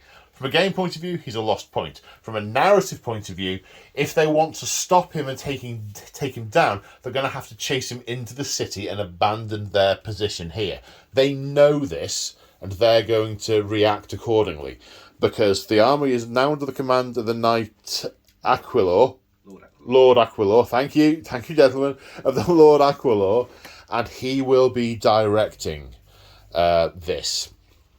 So the dilemma is whether to try and pick on a Mega Gargant and kill it, find one and target and kill it, but the units have limited mobility. Because he's in the centre of the table, these can't navigate the Winds of Theric and get to him so easily unless they want to splash in the sea where more Mega Gargants might come.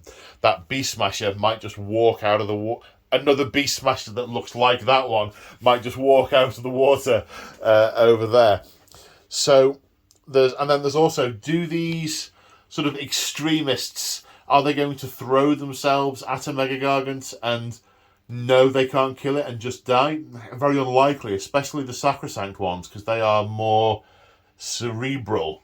So Joe has the dilemma of also whether to plan ahead for future turns, because if he manages to position all his range stuff in the centre, there might be a couple of Mega Gargants that get through, but then he's better placed to pick at other ones. And at the minute, he's winning 4-2 on points. It's going to be 4-3 in a minute.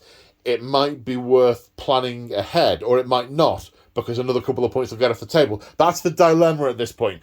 And Joe has difficult decisions to make, but we thought it was worth explaining them. So, Joe has opted for a turn of consolidation. Has positioned his ranged Vanguard Raptors over here to be in range to shoot at this, but not to move too closely. They're sort of heading towards the centre of the board, gradually turn by turn. The Paladors have ridden the Winds of Theric to come to their side, as has the Lord Aquilor. They are consolidating on that position. Equally, in the centre, the Knight Arcanum and the Sequitors have run backwards towards the central consolidation knot, where the Knight Venator, the Knight Zephyros, the photocopier is now in the centre of the table with the Paladins and the 2 Vanguard Hunter units. There was an option to go hunting a Gargant and try and take it one, but it was really a coin flip as to whether one would get taken out, and the chance of having more Mega Gargants come out of the sea of the Coast of Tusks was just too precarious at this stage. So a turn of consolidation. We are halfway through. This is Gargants through to 10. Yes. We are in either 10 more to come on after this, one of which we randomly rolled will be the general of these Mega Gargants. Gargant number 12 is the general. Gargant number 12, come on down! I was thinking more of a sort of post office counter. Gargant number 12, please. Now serving Gargant number 12 with roast taters. Taters? Horrid taters. Right, we need to shoot some stuff before I go off on a total golem. So to open up the shooting phase, the Vanguard Raptors are firing into this Kraken Eater, hitting on 3s. 20 hits, wounding on 3s. 11 wounds, it's his finest hour, so 11 saves and 3+. 1, 2, 3, 4 damage. Now the long strikes, 6 attacks. 3s and 2s. Are you all out? Anything? No. 3s and 2s then. So 2 mortal wounds. 2 mortal wounds, and so that's 4 misses, and 1 2+ to wound, is it? Yes, so 1 wound at Ren 2. Ren 2, so save for 5+. Yes, so 2 mortal wounds. Then 6 attacks with Star Strike Javelins. All out attacking this one. Right, okay. So hitting on 2s. All hit. Yep. Well, And then wounding on 3s. So it's 4 4 wound. Rend 1. Rend 1. So saves back up to 4+. 2 pass, 2 fail. 4 damage. So 2 wounds each. So he's taken a total of 13 now. Now the Knight Venator is attacking, and ironically his Realm Hunter Bow and the Star Eagle have exactly the same profile, so we're going to roll them all together. 6 attacks in total. Hitting on 3s. Quite ironic that his pet bird is as good as he is with a bow, just by running up and pecking. And wounding on 3s, was it? Correct. Rendolph? 1. So saves of 4+. 1 gets through. 14 damage taken in total. That's the end of the turn. There are no charges. There's no battle shock. So we go on to Sons of Behemat next turn. So at the end of the movement phase, the Beast Smasher that was here has got off the table, and the score is now 4-3 to the Stormcast. 7. We have resolved the outcome for 7 of the Mega Gargants. These two have both run because they see a gap and they're going for it. The heroic actions. The Kraken Eater heroically recovered 3. The Knight Incantor failed heroic leadership and issued rally to the Retributors, and one came back, and this time it was the Prime. This guy moved. There was no redeployment happening here. We're now on to the hurling of debris. At which unit are you hurling, sir? I'm going to hurl at the Paladors. The Paladors. Okay, 3 hurls. Hit on 4s. 2 hits. Winning on 3s. 1 wound. Rend? -1. 5 up save. Yep, base of 4. Nope, gets through. D3 damage. For 1. Kills this one. No. Yes. Oh no. Oh, No, it's not Counting dead. up. ooh. Happy days. It's not heresy. Or 40k. Yay. Yay, indeed. Charging. Okay. Kraken Eater. Ho! And the Kraken Eater ending up here. Oh, we haven't done impact hits. Yep. So. Nope. No. Right, now the Unleashing of Hell is being declared with the Vanguard Raptors that have been charged. -1 to hit, so 4s. Yes, hitting on 4s. But all hits are 2 hits. So 2, 4, 6. 6 becomes 12.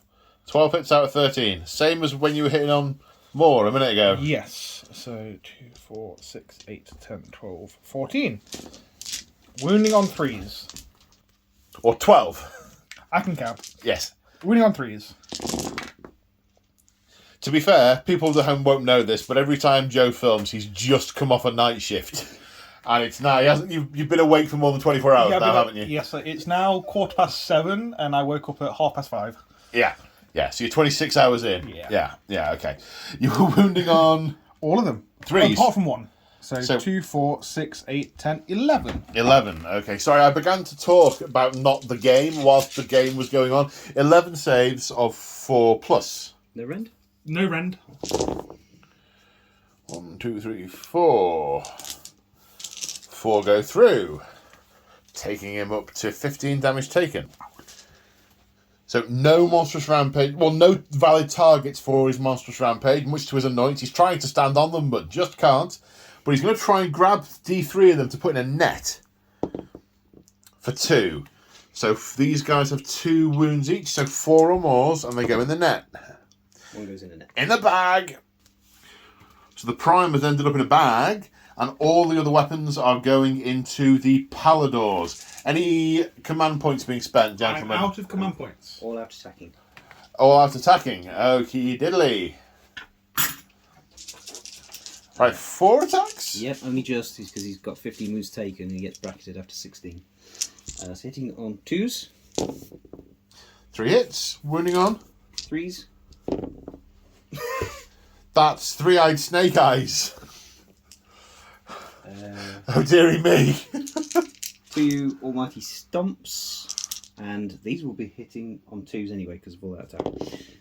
Yep. 2s. Good job. Winning on 3s. 1 at -2. 6 up save. No. Damage. D3.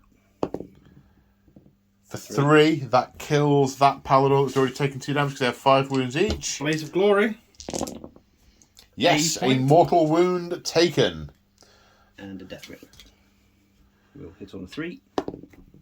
No. Sorry, hit on a 2 because of all that attack. Okay, yes. Wound on a 2. Yes, -2. Red. Save for 6.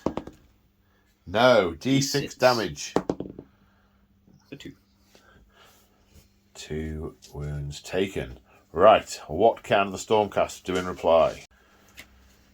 The Vanguard Raptors piled in and did 1 damage to the Mega Gargant. Then the Lord Aquilor, who can pile in up to 6 on account of the mount trait. The Etheric Swiftness. Etheric Swiftness indeed has piled in and has 3 attacks with his Starbound Blade. Starbound Blade. So hitting on 3s, 2 hits. wounding on 3s, 1 wound. rend 1. 5. Yes. With Razor Beacon Claws, hitting on 3s, 2 hits. wounding on 3s, A wound. rend 2. 6. No. 1 damage. So it's up to 18 damage taken. Now the Paladors. The Paladors will now pile in. So 3 of them make it in after piling. 4 attacks for Star Strike Javelin because the prime is in. 3s, 3 hits. and 3s again.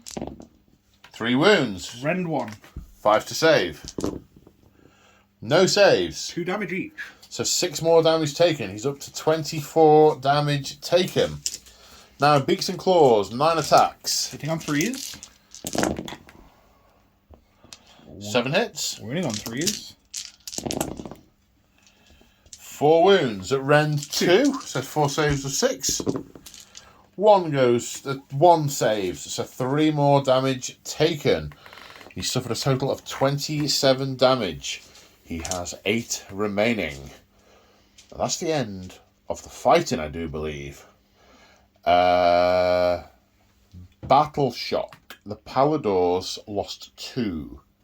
Can they fail? they can. So, okay. 6. 2 plus 4.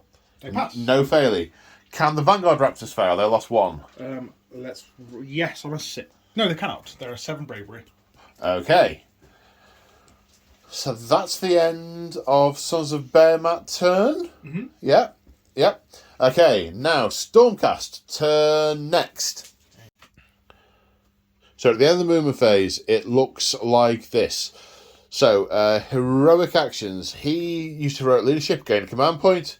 The Knight in Cantor has determined that no one is listening to her whatsoever for the 4th or 5th straight time. She's failed with heroic leadership.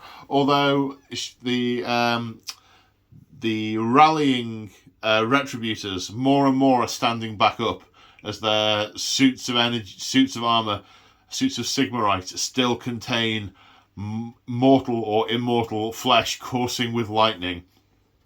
Knight in Cantor cast Celestial Blades on the Sequitors, so should they be in combat, they will have a +1 to win. Now, all the stuff in the centre that can shoot has lined up to shoot this way. So those Gargants are going to be let run into the city. Now, there was a dilemma. Do we run that way with sort of half the stuff and make a half-hearted attempt at killing one and die in the process?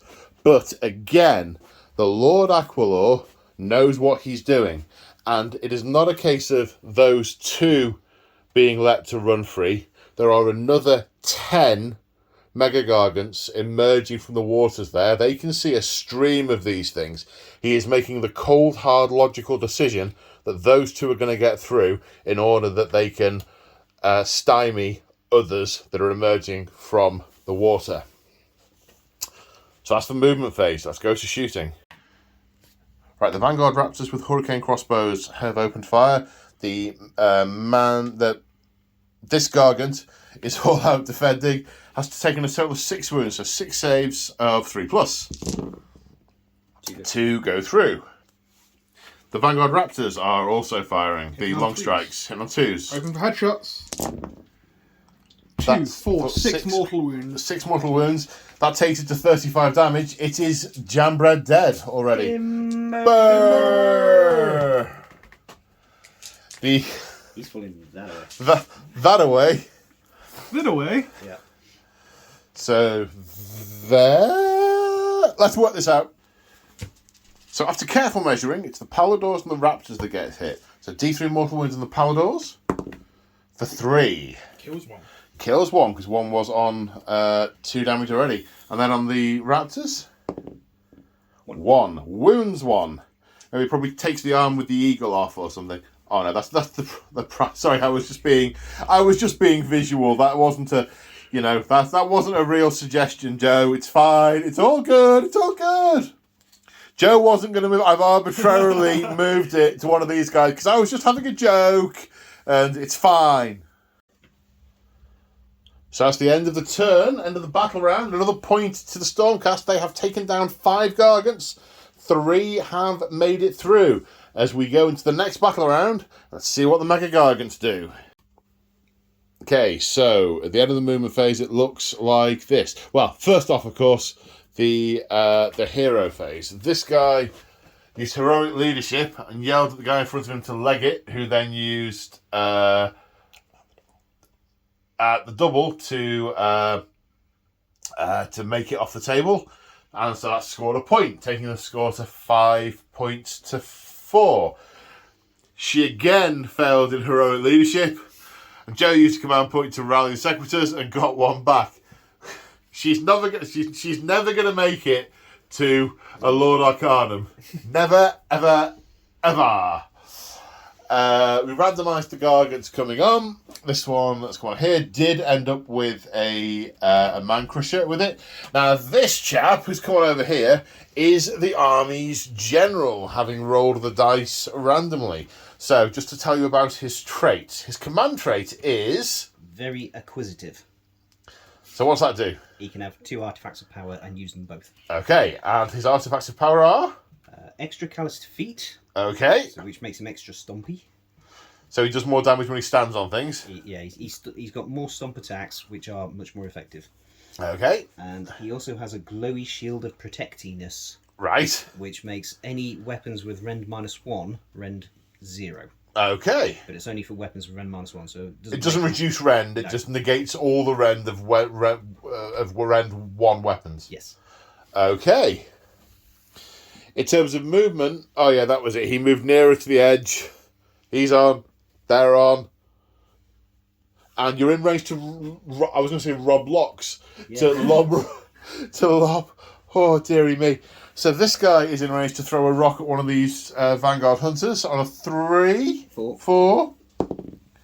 Misses. And he's going to hurl some debris at the Secretors. 3 hitting on 4s. Yep. 2. Winning on 3s. 1. -1. 5s. D3 damage. 3. Kills 2. All those rallies, all those command points, and he just hurls a bit of shore rock at you. I don't think there's going to be any charges, are there? No, I don't think it's too far away to charge. Because he's run. Yep. They've just come on too far away. Stormcast turn. Do they need to take battle shocks? Oh yeah. They lost 2. Well spotted. No, they're bravery 8 because they're redeemers. Right. Yes. Oh, 2. Yes, sorry. It was 3 wounds and my break. Yeah, there. Stormcast. So after the movement phase, this is the situation. So, the Kraken Eater, the general, used heroic willpower. He obviously had some magical gubbins in his bag. And the Knight Incantor again attempted heroic leadership, and just to stop her going over it again and again and again and again and again, Joe rolled a 5, got the command point, issued rally to the Sequitors, and one of them came back. Then she cast Mystic Shield successfully on the Retributors, and the Krakenator was unable to unbind. The Lord Aquilor used his once per battle round order to issue rally to the Paladors, but none returned. The Sigmarites sparked into life a little bit, but the Griff Chargers laid quite resolutely dead. Or unconscious, because they might rally in the future round. Yes, they're not moving. Yes, that's right. Yes, you never know.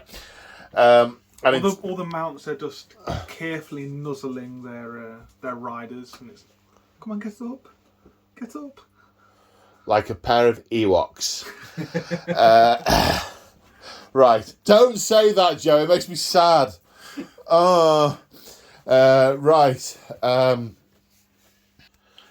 the movement summary. The Paladors at the doubled.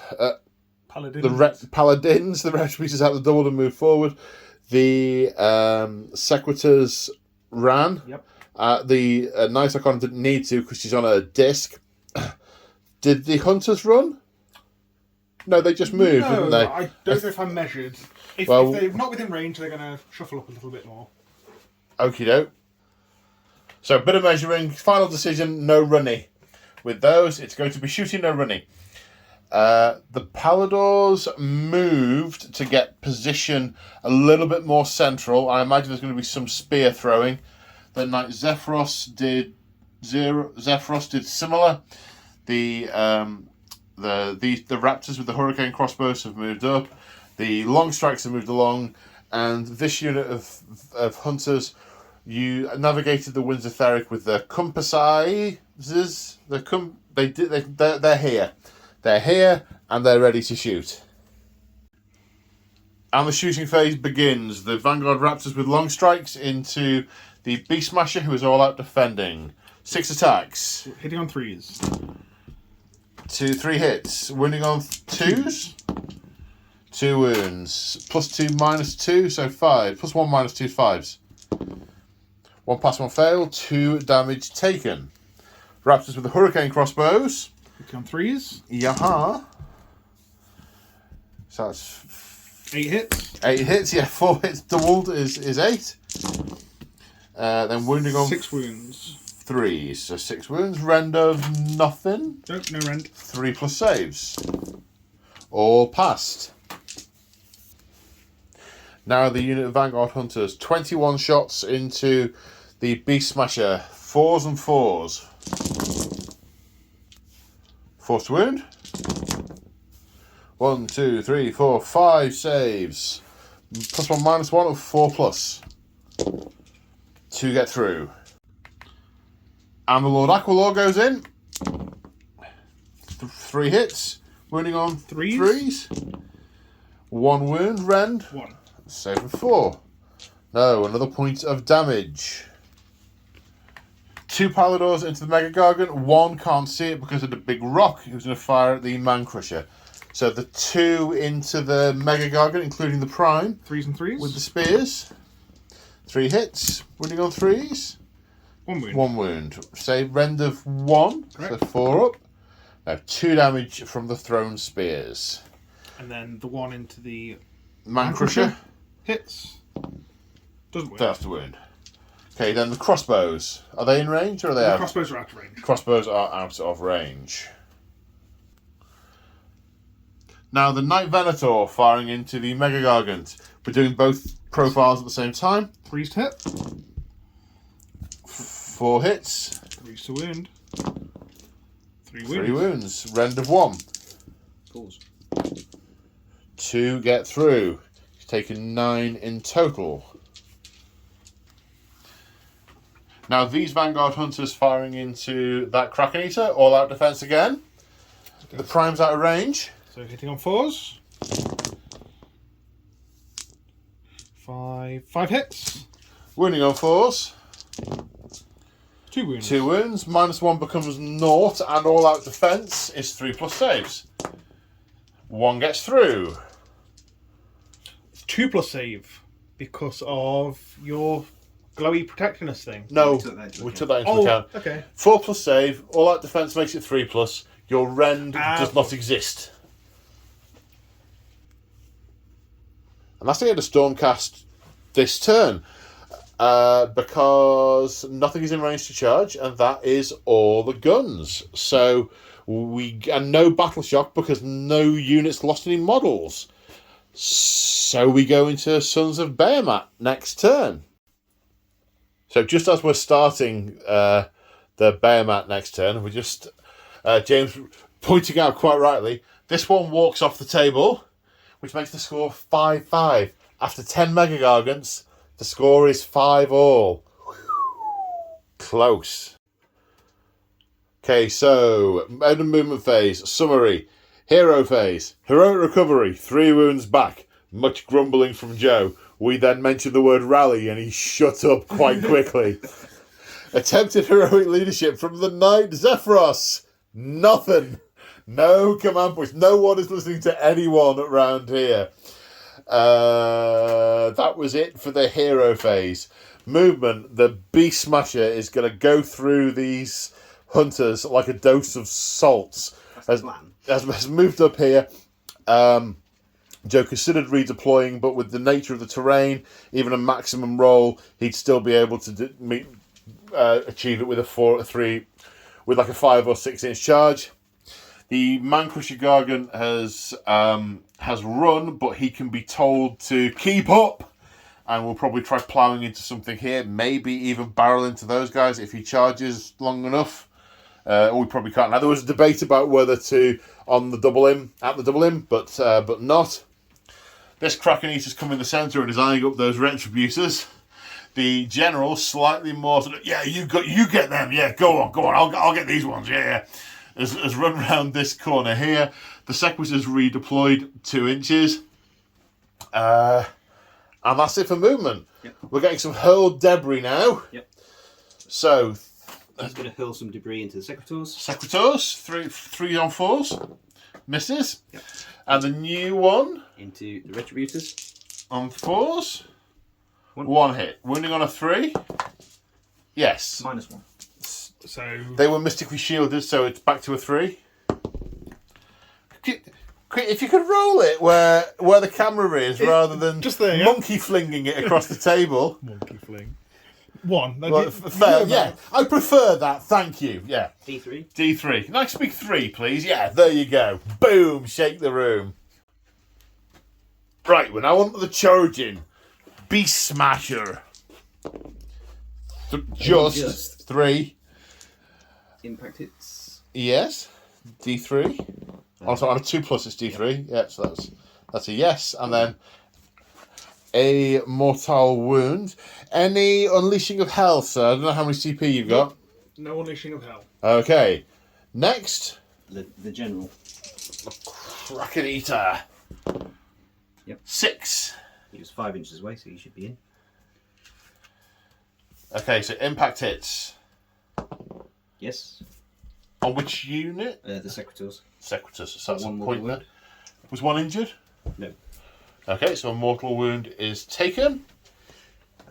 The Man Crusher can run in charge because of keep up from him. Keep up rule. 6. 6 inches. He'll get into there. Any unleashing of hell? No unleashing of hell. You got any CP? I've got 1. Alright, okay. So it's impact attacks or impact hits. No. And then finally over here. He needs 9, doesn't he? Yes. Are you going to forward to victory for a CP? It's a 1 in 3 chance. No. No. Okay. Fights will So, start. no. Oh no.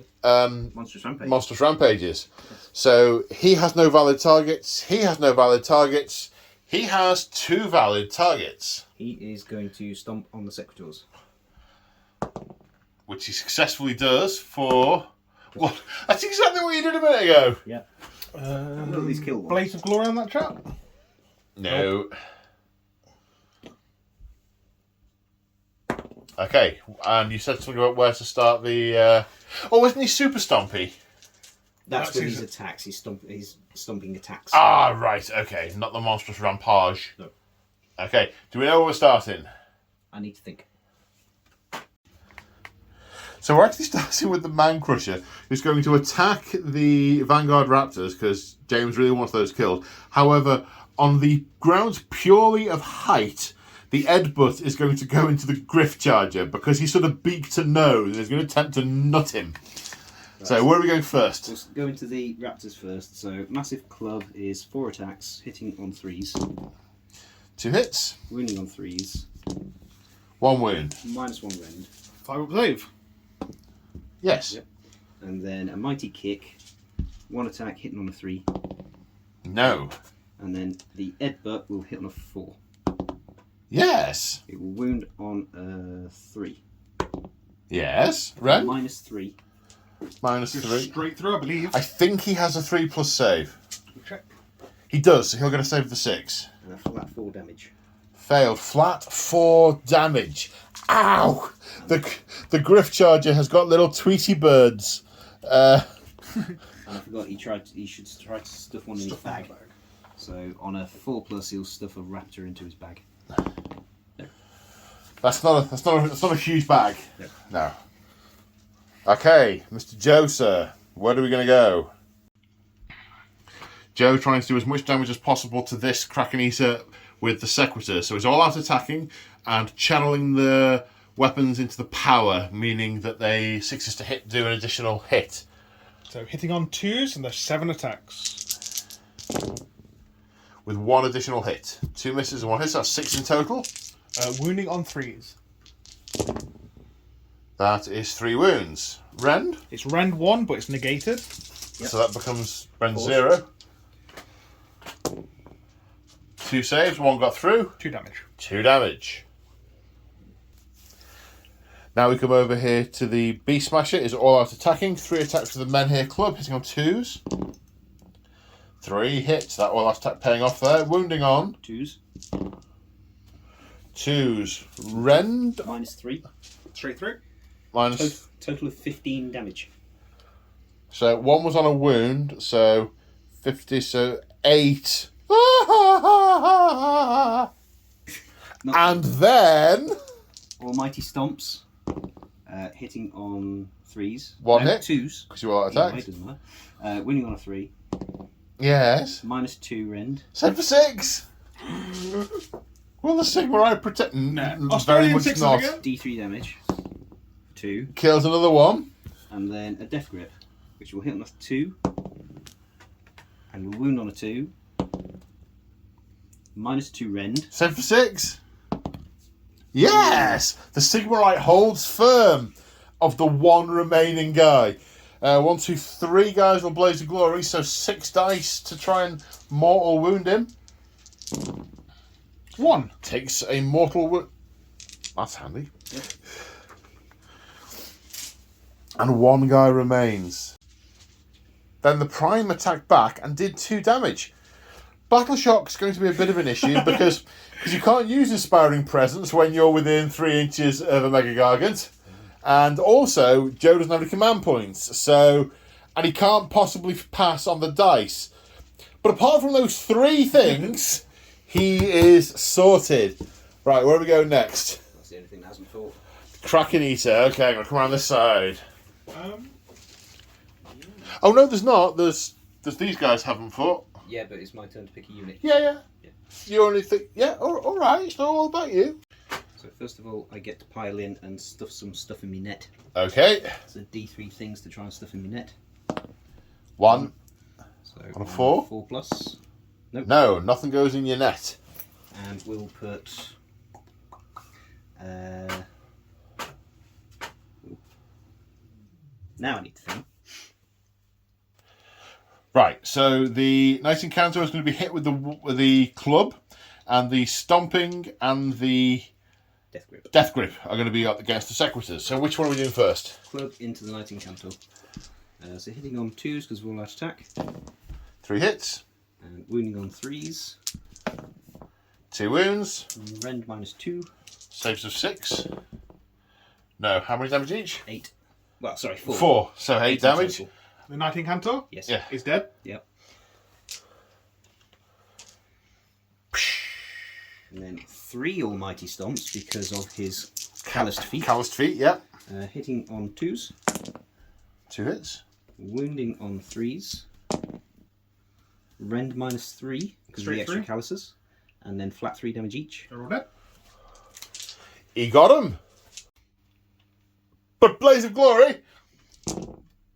Nah. Not so much. Right, so the Vanguard Raptors activated, did nothing. The Lord Aquilor has activated, using his etheric swiftness to get around the back and stab him in the back. We got very enthusiastic with the dice in hand, turn the camera on. They are the hit rolls. Now we will do the wound rolls. 3 plus. 3 3 wounds. Rend. 1. So 3 saves of 6. Nope. No, he's finally killed something. Well, he's finally damaged something. How much damage each? 2 each. 2. So 6 damage taken. And now the mount. 3s and 3s. Rend 2. So that's another point of damage. So he's taken 7 in total out of his 12. Okay, is there anything else to attack? No. That's all happened. This has happened. So we come to the battle shock phase. We do. Yeah. Joe, would you care to roll the dice and add 9? No. Oh. So rebellious. All right. I'll let you have that one. Cheers, mate. So, summary time. It is the Kraken Eater's finest hour, and it is the Lord Aquilor's finest hour. That was the hero phase done. So, the movement. The hunters have moved up on the Kraken Eater. The Retributors are barreling towards it.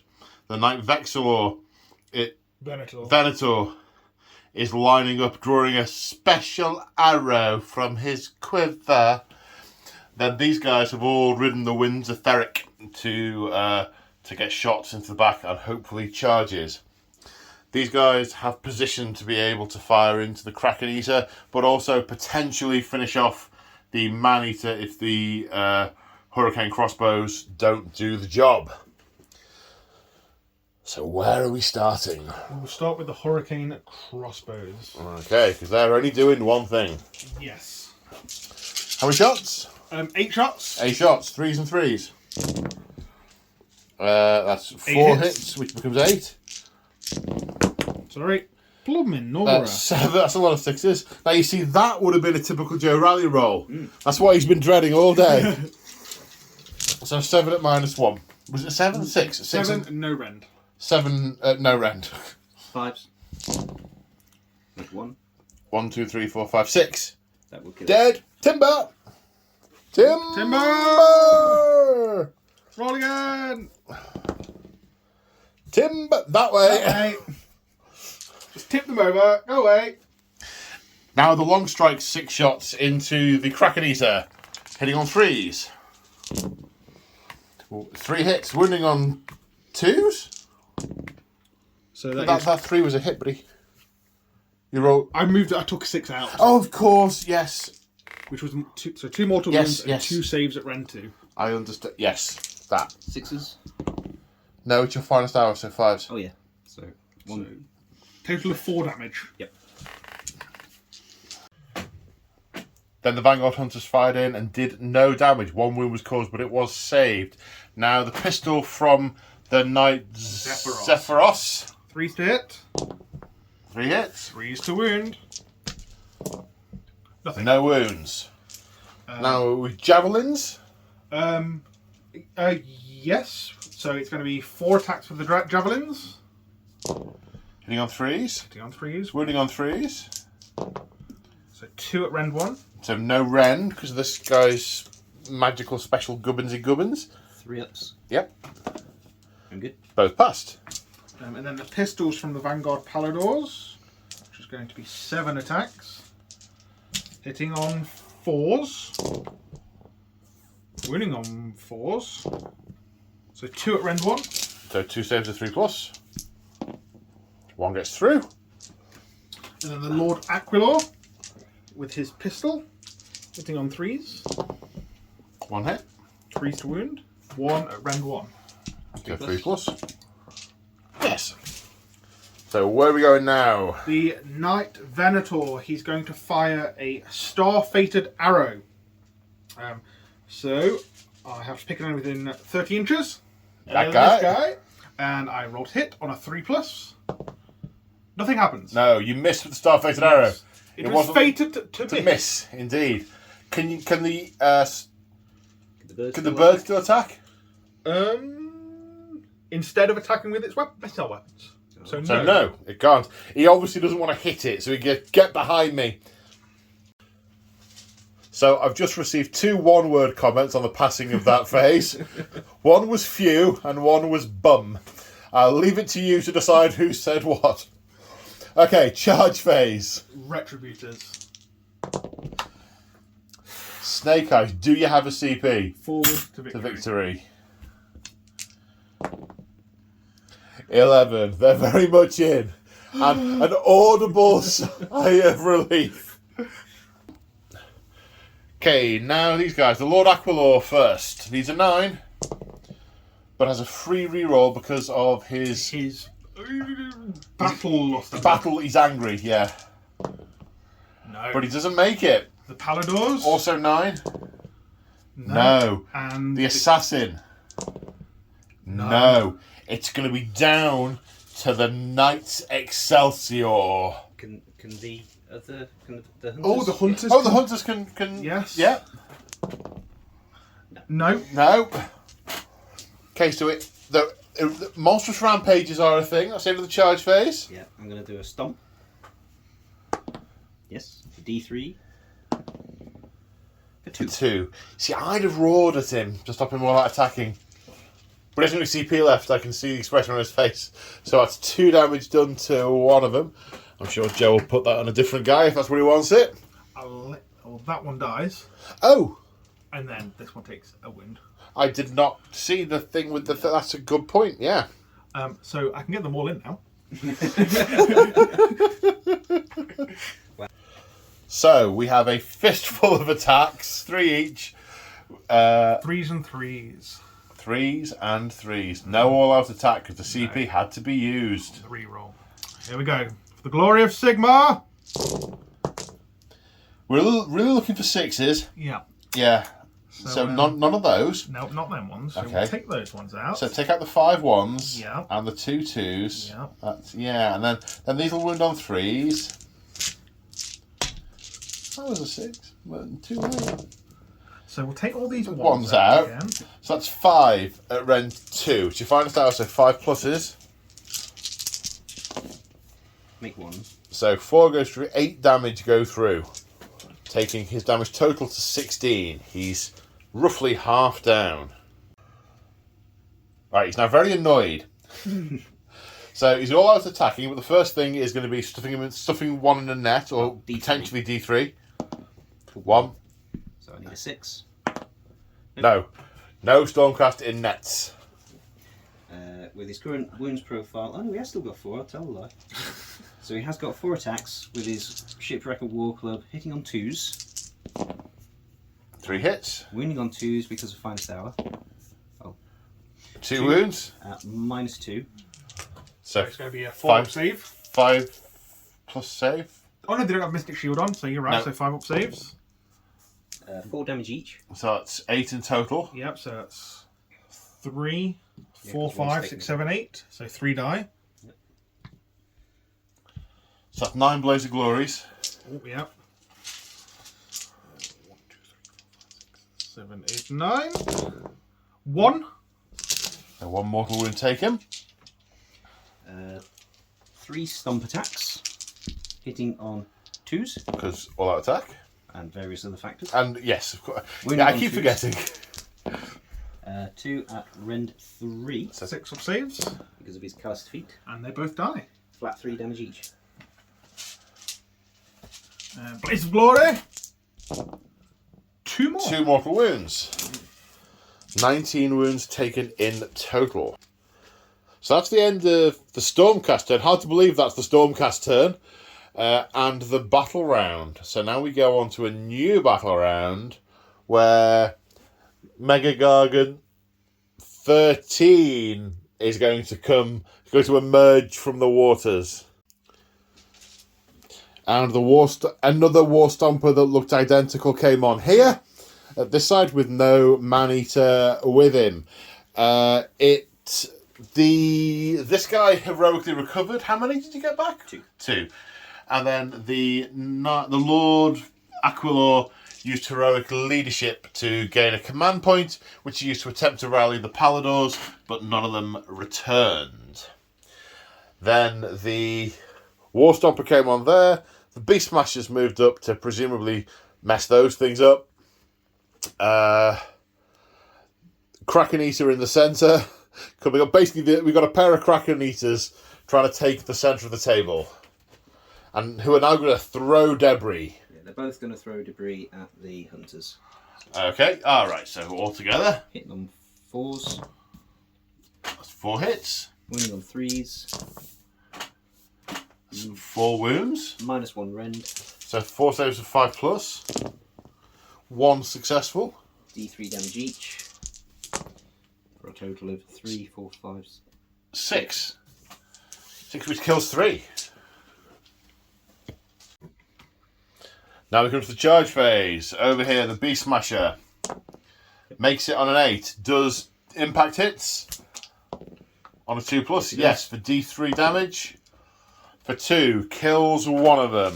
Blaze of Glory. Were you going... Oh, no, hang on. Yeah, Blaze of Glory. Yep. So, he moves. He got an 8, so he was going to go around the back. He moves. And one of them got trodden on, dies in a Blaze of Glory. The other one, does he open up with his crossbow on the way past? He's not been told to, so no. Oh, no prime. No, yeah. Oh, no one's... Yeah, no. I'll wait here to receive my orders. Now this one's charging. 4 to get where he wants to go. 8 inches. Okay, and crushing charge on a 2+.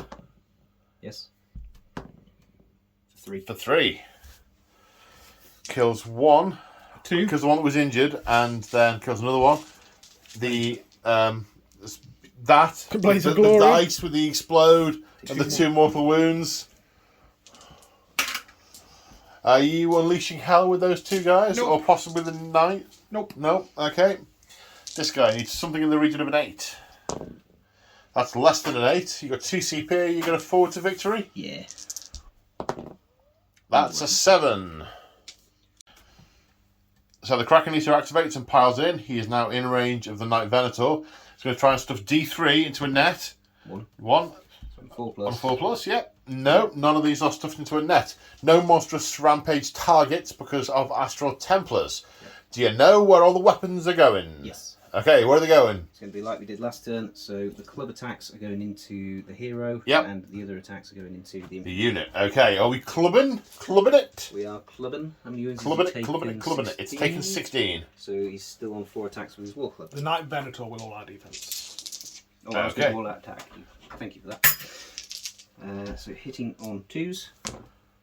3 hits. Wounding on 3s. 2. 2 wounds. At -2 rend. So +1, -1. I don't know what his save is. Probably 3. Is this into the Venator? Yes. So it is a 3+ save. Okay, so it becomes a 2+. Which is then -2. It's 4+. That. Saves, but that, yes. Yep. Double 6 is definitely that. 3 stomp attacks, courtesy of his calloused feet. Hitting on 2s because he was all out. Yep. Wounding on 3s. 2 at -3 because of his calloused feet. Goes straight through. D3 damage each. Flat 3. Oh yeah, flat 3 because of his calloused feet. Okay, they both die. Blaze of Glory. Only one of them is within an inch. We'll say one of them. Yeah. Okay, so another mortal wound taken. So the Vanguard Raptor failed to do any damage to the Beast Smasher and was then killed by him in return.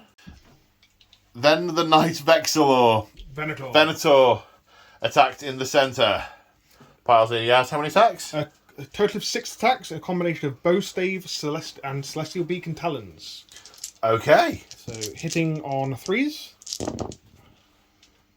Wounding on 4s. 2 wounds. No rend. So 4 pluses. 4+. I'm good. Both saved. That'd be And that's the end of Sons of Behemat. Turn something. this. Stormcast. So we're in the end of the movement phase in this turn. So at this point there are relatively few Astral Templars left. The Lord Aquilor is trying to see if they can take down one more of these beasts before they get sent back to Azir. I mean, technically they could take down all of them if we keep playing for 4 AM and Jen never fails to roll a damage. And but anyway, We digress. we digress indeed. The Beast Smasher failed to heroically recover. The Lord Aquilor heroically recovered 2. Rally was attempted on the Paladors and failed. And they're all closing in for the kill. And the Raptors have crested the corner of the big bone thing to do the shoots. Speaking of which... Shoots from here.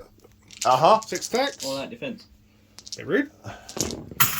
Last CP, it could come down to the fights.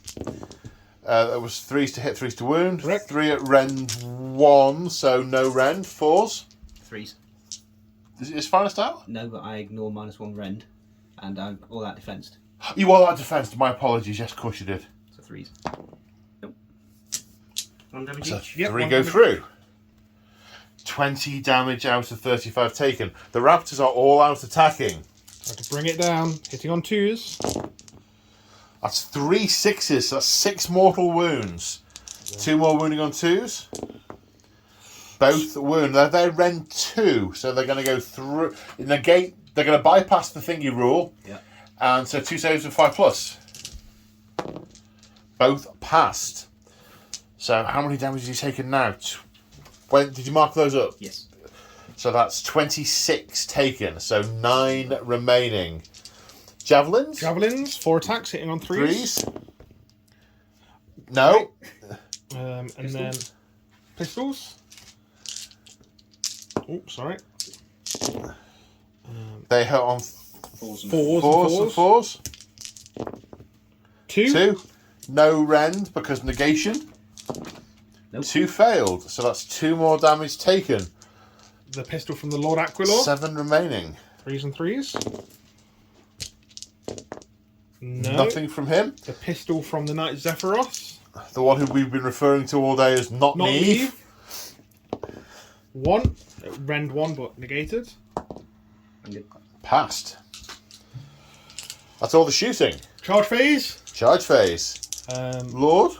They will go the Paladors first. They will go not Neve first, I reckon. Not Neve, okay. 6 is not enough. If you want No. her in, you will have to forward to victory. If you want her in. Can I just point out the Lord doesn't need to charge because he can pile in 6 inches. Yeah, but he will, I think.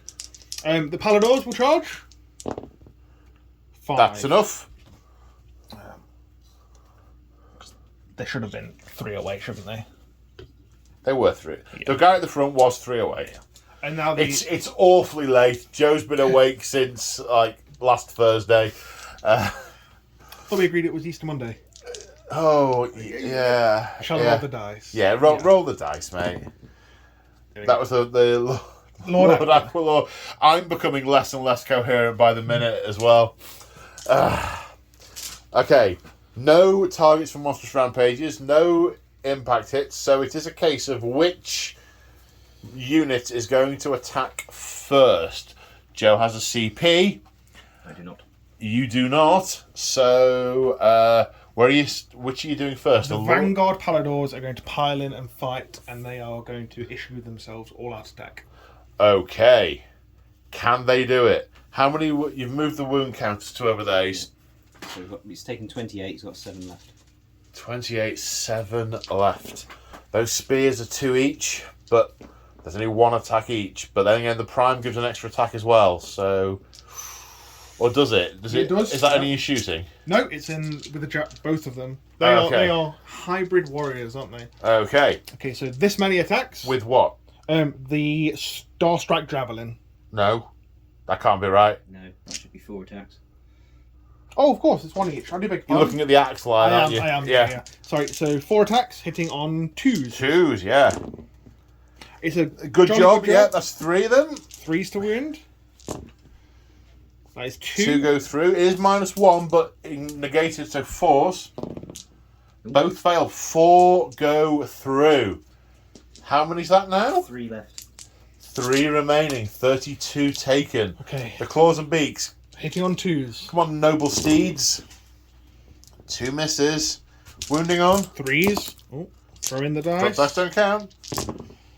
Oh, 2 at -1. -2. -2. Of course. 2 saves of 6+. Just make one of them, James. Nope. Neither. How much damage? 1 damage each. Oh, so he's got 1 wound left. Thought he had 2 left. 32. No, he's got 3 left. Oh, that sucks. Just 1 more wound, eh? Yeah. Just the one. Yeah. Well, it's his turn. Can someone pick up the Dracothian's fang from over here somewhere? No, it was snapped back. off with the other guys. Yeah, it's in his leg. Yeah, it's in his leg, very much. So he's going to attack the Lord. Hasn't gone yet, has he? Lord's here. Yeah, so we'll attack the Lord. With everything. The way I roll, yeah. Yeah. Okay, hang on. I'll come round. Running all the way. I haven't done that in a while. He's only got 2 attacks with his club now. Okay, 2 attacks with the club. Hitting on 3s. 1 hit. Winning on a 3. No wounds. -2. -2. So 5. Sorry. Failed. 4 damage. Okay. 3 almighty stomps. How many wounds did you have, Joe? 8. 8. 2 left. Hitting on 3s. Can you stomp? Does it have to be infantry for an almighty stomp? No, because this is an attack. Right, okay. Winning on a 3. Nope. No! And then a death grip. Hits. Wounds on a 2. Wounds -2. 5 up save. He makes it! The Lord Aquilor lives and then attempts to stick a starbound blade into the 3s to hit. 3 3 hits. hits. He's eager. Will he finish him off? 1 goes through at rend 1. So a 4+ save. Nope. Failed. 2 damage. Timber.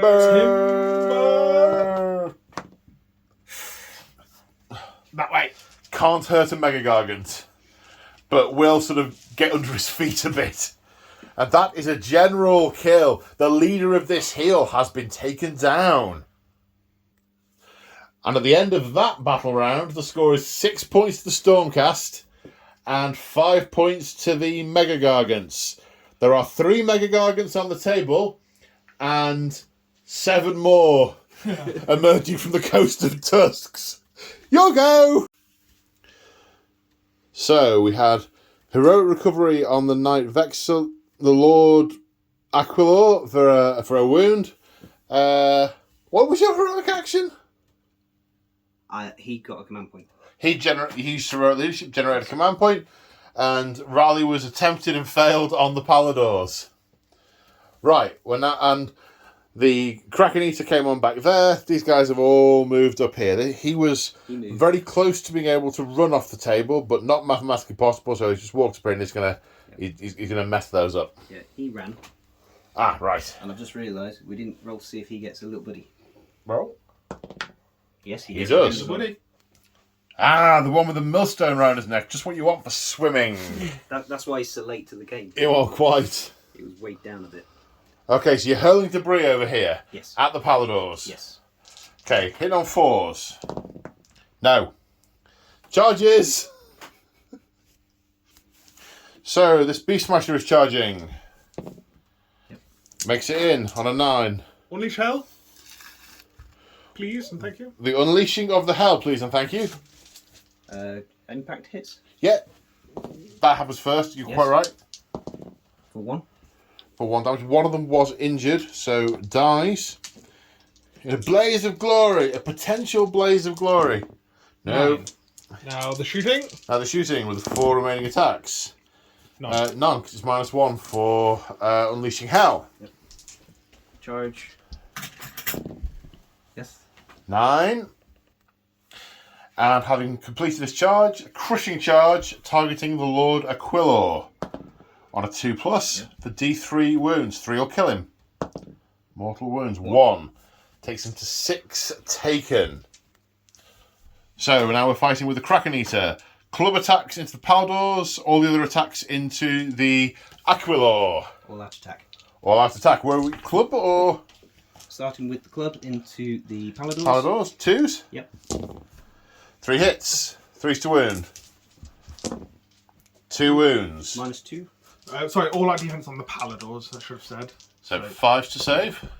0. 4 damage each, so 8 damage in total.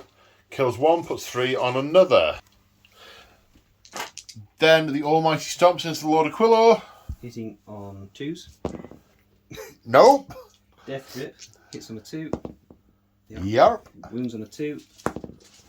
Yes. -2. 5s. No. D6. For 4. That kills the Lord Aquilor. There was no damage done on Blaze of Glory there earlier, but the Lord Aquilor is now going to Blaze of Glory 8. No, lots of 5s. If it worked on 5s, you'd be all right. It'd be good.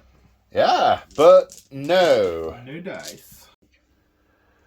And the Raptors put 1 wound. Oh, should have piled him in. The Raptors put 1 wound on the this Beast Smasher, and in return, 3 attacks with his Mania Club. Yeah, I'm going to out attack. Hit on 2s. Wounding on 2s. -3 rend. So straight through. 5 damage each. 10 damage. They are dead, but they will Blaze of Glory. They will. For 2 mortal wounds, taking his total to 10 taken. Then the Paladors and the Venator fought back over here and put 5 wounds on this Kraken Eater. So now we go to Stormcast turn this one. So, in the hero phase, it's the Knight Zephyros. Knight Zephyros's used heroic leadership, gained a command point. This Kraken Eater also gained a command point. The movement phase was the assassin moving up closer. All these, everything shot in with the command point spent on all-out defense. A total result of 9 damage taken. So 14 wounds taken by the Kraken Eater as we go into the charge phase. One last charge. Well, I say one last. Yeah, I mean, realistically, this is one last charge. With the assassin. Yes, so need a 3. You get it. 6. Now the Paladors are attacking. With the javelins. 3 attacks, 3s and 3s. I'm going to all out defense my last command point. Oh, attack, you mean? Yes. Okay, yep. So 2 hits. Wounding on 3s. 1 wound. -1. 5. Save for 5. Nope. No, 2 damage. And then the claws and beaks. 2s. 3, 2 to hit, of course, because of all that attack. 3s to wound. 4 wounds. Rend 2. Saves of 6+. 4 failed. So 1 damage each. 1 damage each. That's 20 so wounds 20 taken. wounds taken, and it is now the Kraken Eater's turn. So the Kraken Eater is putting all the club attacks into the winged foe, and the remaining attacks into the assassin. So club, Hitting on 3s. 3 hits, Wounding on 3s. 3 wounds, -2 rend. 5 up saves. 2 go through, 4 damage each. He dies. 8 in total. How many did he have? 5. Okay, So Blaze of Glory. no 6s. 2 almighty stomps. Hitting on 3s. 1 hits, Wounding on a 3. 1 wounds. -2. 5 up save. Passed. And then a death grip. Hits on a 3. Yep. Wounds on a 2. Yep. -2. 5 up save. No. D6. D6 damage. For 4. She dies. Oh, she's already had 2 damage. Just 5 wounds. Blaze of Glory. Nothing. No. There are 2 Astral Templars remaining at the end of that battle round. So we're at the end of the shooting phase in the next turn. The Beast Smasher over here made it off, making it 6 points all. These Gargants all ran. This one using at the double, these 2 running. Then the Kraken Eater hurled debris and killed one of the Paladins. Did it off camera. Didn't really expect it to kill one, but it did. So we are now into we're into combat. No target for a monstrous rampage, but it is very much the Kraken Eater's turn to have a go. He's going to swing his club and hit on 3s. 4 hits. Winning on 3s. Oh, no, 2s because finest hour. Oh, yes, sorry, you said finest hour and there was no heroic action for the... I nearly said Space Marines. No finest hour for the Stormcast. 3 at -2. So 3 saves are 6+. 3 go through. 4 damage each. It's 12 damage. 5 Blaze of Glories. The final spiteful retribution. Righteous. Righteous. Righteous that. 22 damage taken. They couldn't quite manage to bring down this last... it's not a War Stomper. The War Stompers have done nothing all game other than walk. The last Kraken Eater turns round and walks into Excelsis. Badly blooded, he will be a softer target for some of the defenders inside. But at the point that one side is eliminated, the score is 6-all. However, the remaining, these 3 Mega Gargants will make it in, as will the other 7. No, hang on, that can't be right. Either it's 16, 14, it's 14-6. Yes, I can talk. Joe successfully killed 6 Mega Gargants. 14 have made it through. It is a victory to the Sons of Behemat, but that is 6 Mega Gargants. 6 less Mega Gargants in Excelsis. In Excelsis. I have no idea how many... I need to get you both in camera. I have no idea how many... What did you... right, yeah, I'm with you. Right, I have no idea how many turns we played. It must be about a dozen. Yeah. Let us know in the comments, I'm curious to know how many. If anybody's been counting. Yeah, if anyone has been counting, please do tell us. The result was never really in doubt. It was just a question of how many of the Mega Gargants were killed before the Stormcast were wiped out, and could they get up to the magic number of 10 dead. But this was roughly 3,500 points of Stormcast against roughly 9,500 points. No, must be 10,000 points because the Man Crushers, 10,000 points of Sons of Behemat. Gentlemen, if you have any capacity left for thought, what are your thoughts? I'm super impressed with the way that Joe did there, because by the time he got, pardon the expression, tabled, we were on 6 points each. I think that's credit to you that effectively it was a draw. To one way of thinking. Yeah, one thing that I think really helped was, because I typically play the Knights Excelsior, I don't play the Astral Templars, but the manoeuvrability really, really helped, because I think there was like 2 major points in the game where I consolidated all of my units, which allowed me to do the thing where you focus your firepower on a single unit. Yeah, well, that's the thing. It was a Vanguard chapter, chamber. So they had all the associated manoeuvrability. Any Vanguard chamber has that, but the inability of the Sons of Behemat to monstrous rampage against the Stormcast, big deal, because huge. No roaring and locking off from command points, no stomping, and that attrition of another couple of command points. And the fact that it was so many turns, I thought, meant you had plenty of time to manoeuvre into position and make tactical decisions about letting those ones go past and attempting to rally the troops. So ones who were injured, who hadn't quite been destroyed, were able to get back to their feet. Maybe even a few came out of the city to reinforce. I thought there was some good tactical stuff going on there. And And for all that there were obviously 20 Mega Gargants, it wasn't a case of I could just pile into the Stormcast and just stand there and stomp them out, because I had to get them off the table. So I mean, this guy, he just ran up the table 3 times. Yeah, he did. I've just realised I lost my count with some of the dice things that were happening. So I think my brain's caught up with what I wanted to say 5 minutes ago. So it was 6 points each. 6 got off the table, 6 were destroyed. There are 3 Mega Gargants on the table.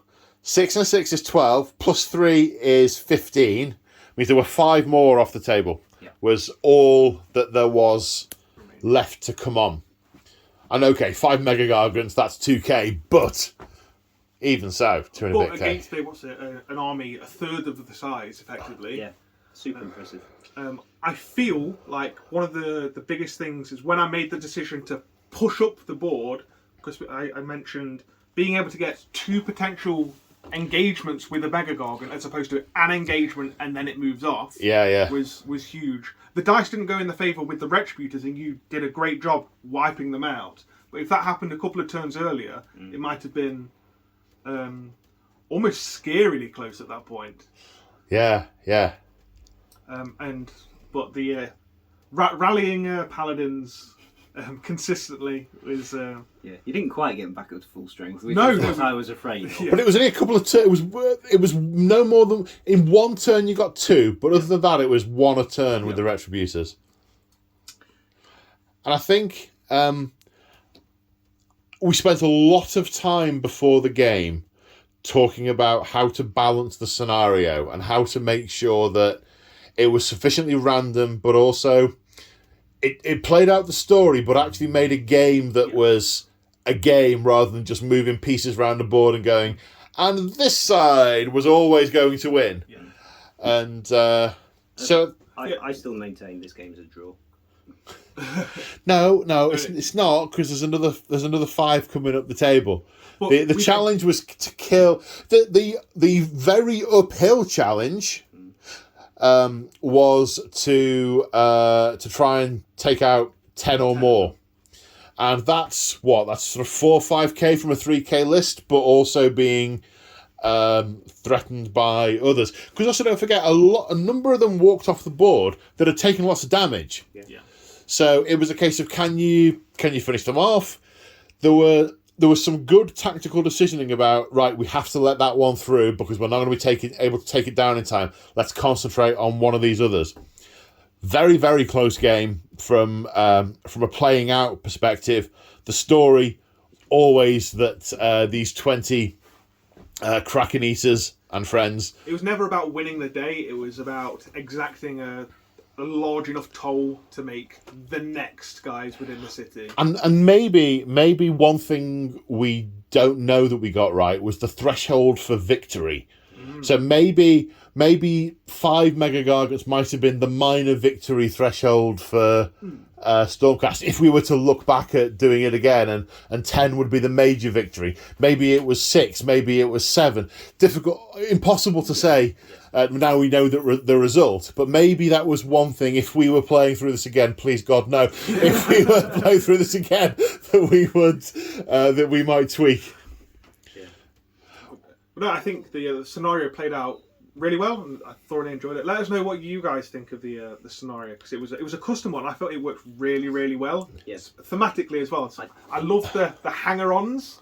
The war stomper. I don't think we would need in the end the man crushers. Man crushers, that's it, yeah. We only got 4 on, and the other 3 that did come on, you managed to kill. That's a good point. Yeah, that's 36 wounds. That's another mega. Yeah. We were a little bit concerned that the Stormcast might tear through all the Gargants, and the man crushers were a little bit of extra because we could only have 4 megas on the table at any one time. They were a bit of extra for that, but yeah. It was a lot of fun and crazy, and I got to build an intertidal region. It's great. For us to fight over.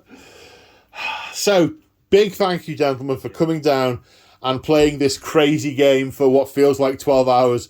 Joe, if you don't get sleep soon, medically, you may not be able to live till Tuesday. I don't know. Shake this man's hand, though. I think he did superbly. Thank you. And not only that, we did one of the other earlier games where we had all of the destruction going up to the walls of Excelsis. Again, basically an unwinnable scenario. You did equally well in that. We worked out at the end that, in spite of all of those destruction models, we more or less killed point for point the same. So in these unwinnable scenarios, I think you do very well. Well, winning is there's a word that it is, and I can't think of what the word is, but it's relative. Yes. Victory in a particular case might be slowing down your opponent, even though you know your army's going to get wiped out. Yes. Victory isn't necessarily the complete destruction. In a competitive game, you know, it's about killing your opponent, it's about winning. Yeah, but the definition of winning from a narrative perspective very, very different in this kind of game. I believe those two games highlight it's about the mindset of when you're playing these games. Instead of being, I need to beat my opponent, it's like, no, I need to resolve this scenario in the best possible outcome. How long can we hold? Yes. Yeah. Just doing very, very quick maths, we decided that you had about 3,500 points of Stormcast. Give or take. Yeah, I think it was 1,800 of Knights Excelsior. I think it was about 1,000. We threw in the endless spells we and used the Deus, didn't we? And some of the ether wings we put in last minute because we mixed your ether wings and mine together to make a nice big flock. I thought they were so cool, that flock of ether wings. And very quickly, just doing the finger in the air maths with the Gargants, you killed about 3,500 points Gargants. So 3,500 points each way. So the system works. It does. Well, gentlemen, once more, thank you very much for coming down and watching this. Big shout out to all my channel members and Patreons for your ongoing support. You guys are amazing. If you do want to support me, check the description of this video. There are ways in there to do that, like channel memberships, Patreon, affiliate links, all that kind of good stuff. But mainly, if you're still with us and you enjoyed the video, that is what makes me happy. Couple of other little shout outs. These bones are from March of War. These rocks are from GameMat.eu. This particular, that came from an aquarium. This river is from, breaking the illusion there, is from Deep Cut. The battle mat, I would have to look on the bag to see where that came from, and really not doing that right at this moment. So just thank you all for watching. Thank you guys for playing. And we will see you in the next one. Say bye. Bye. Bye.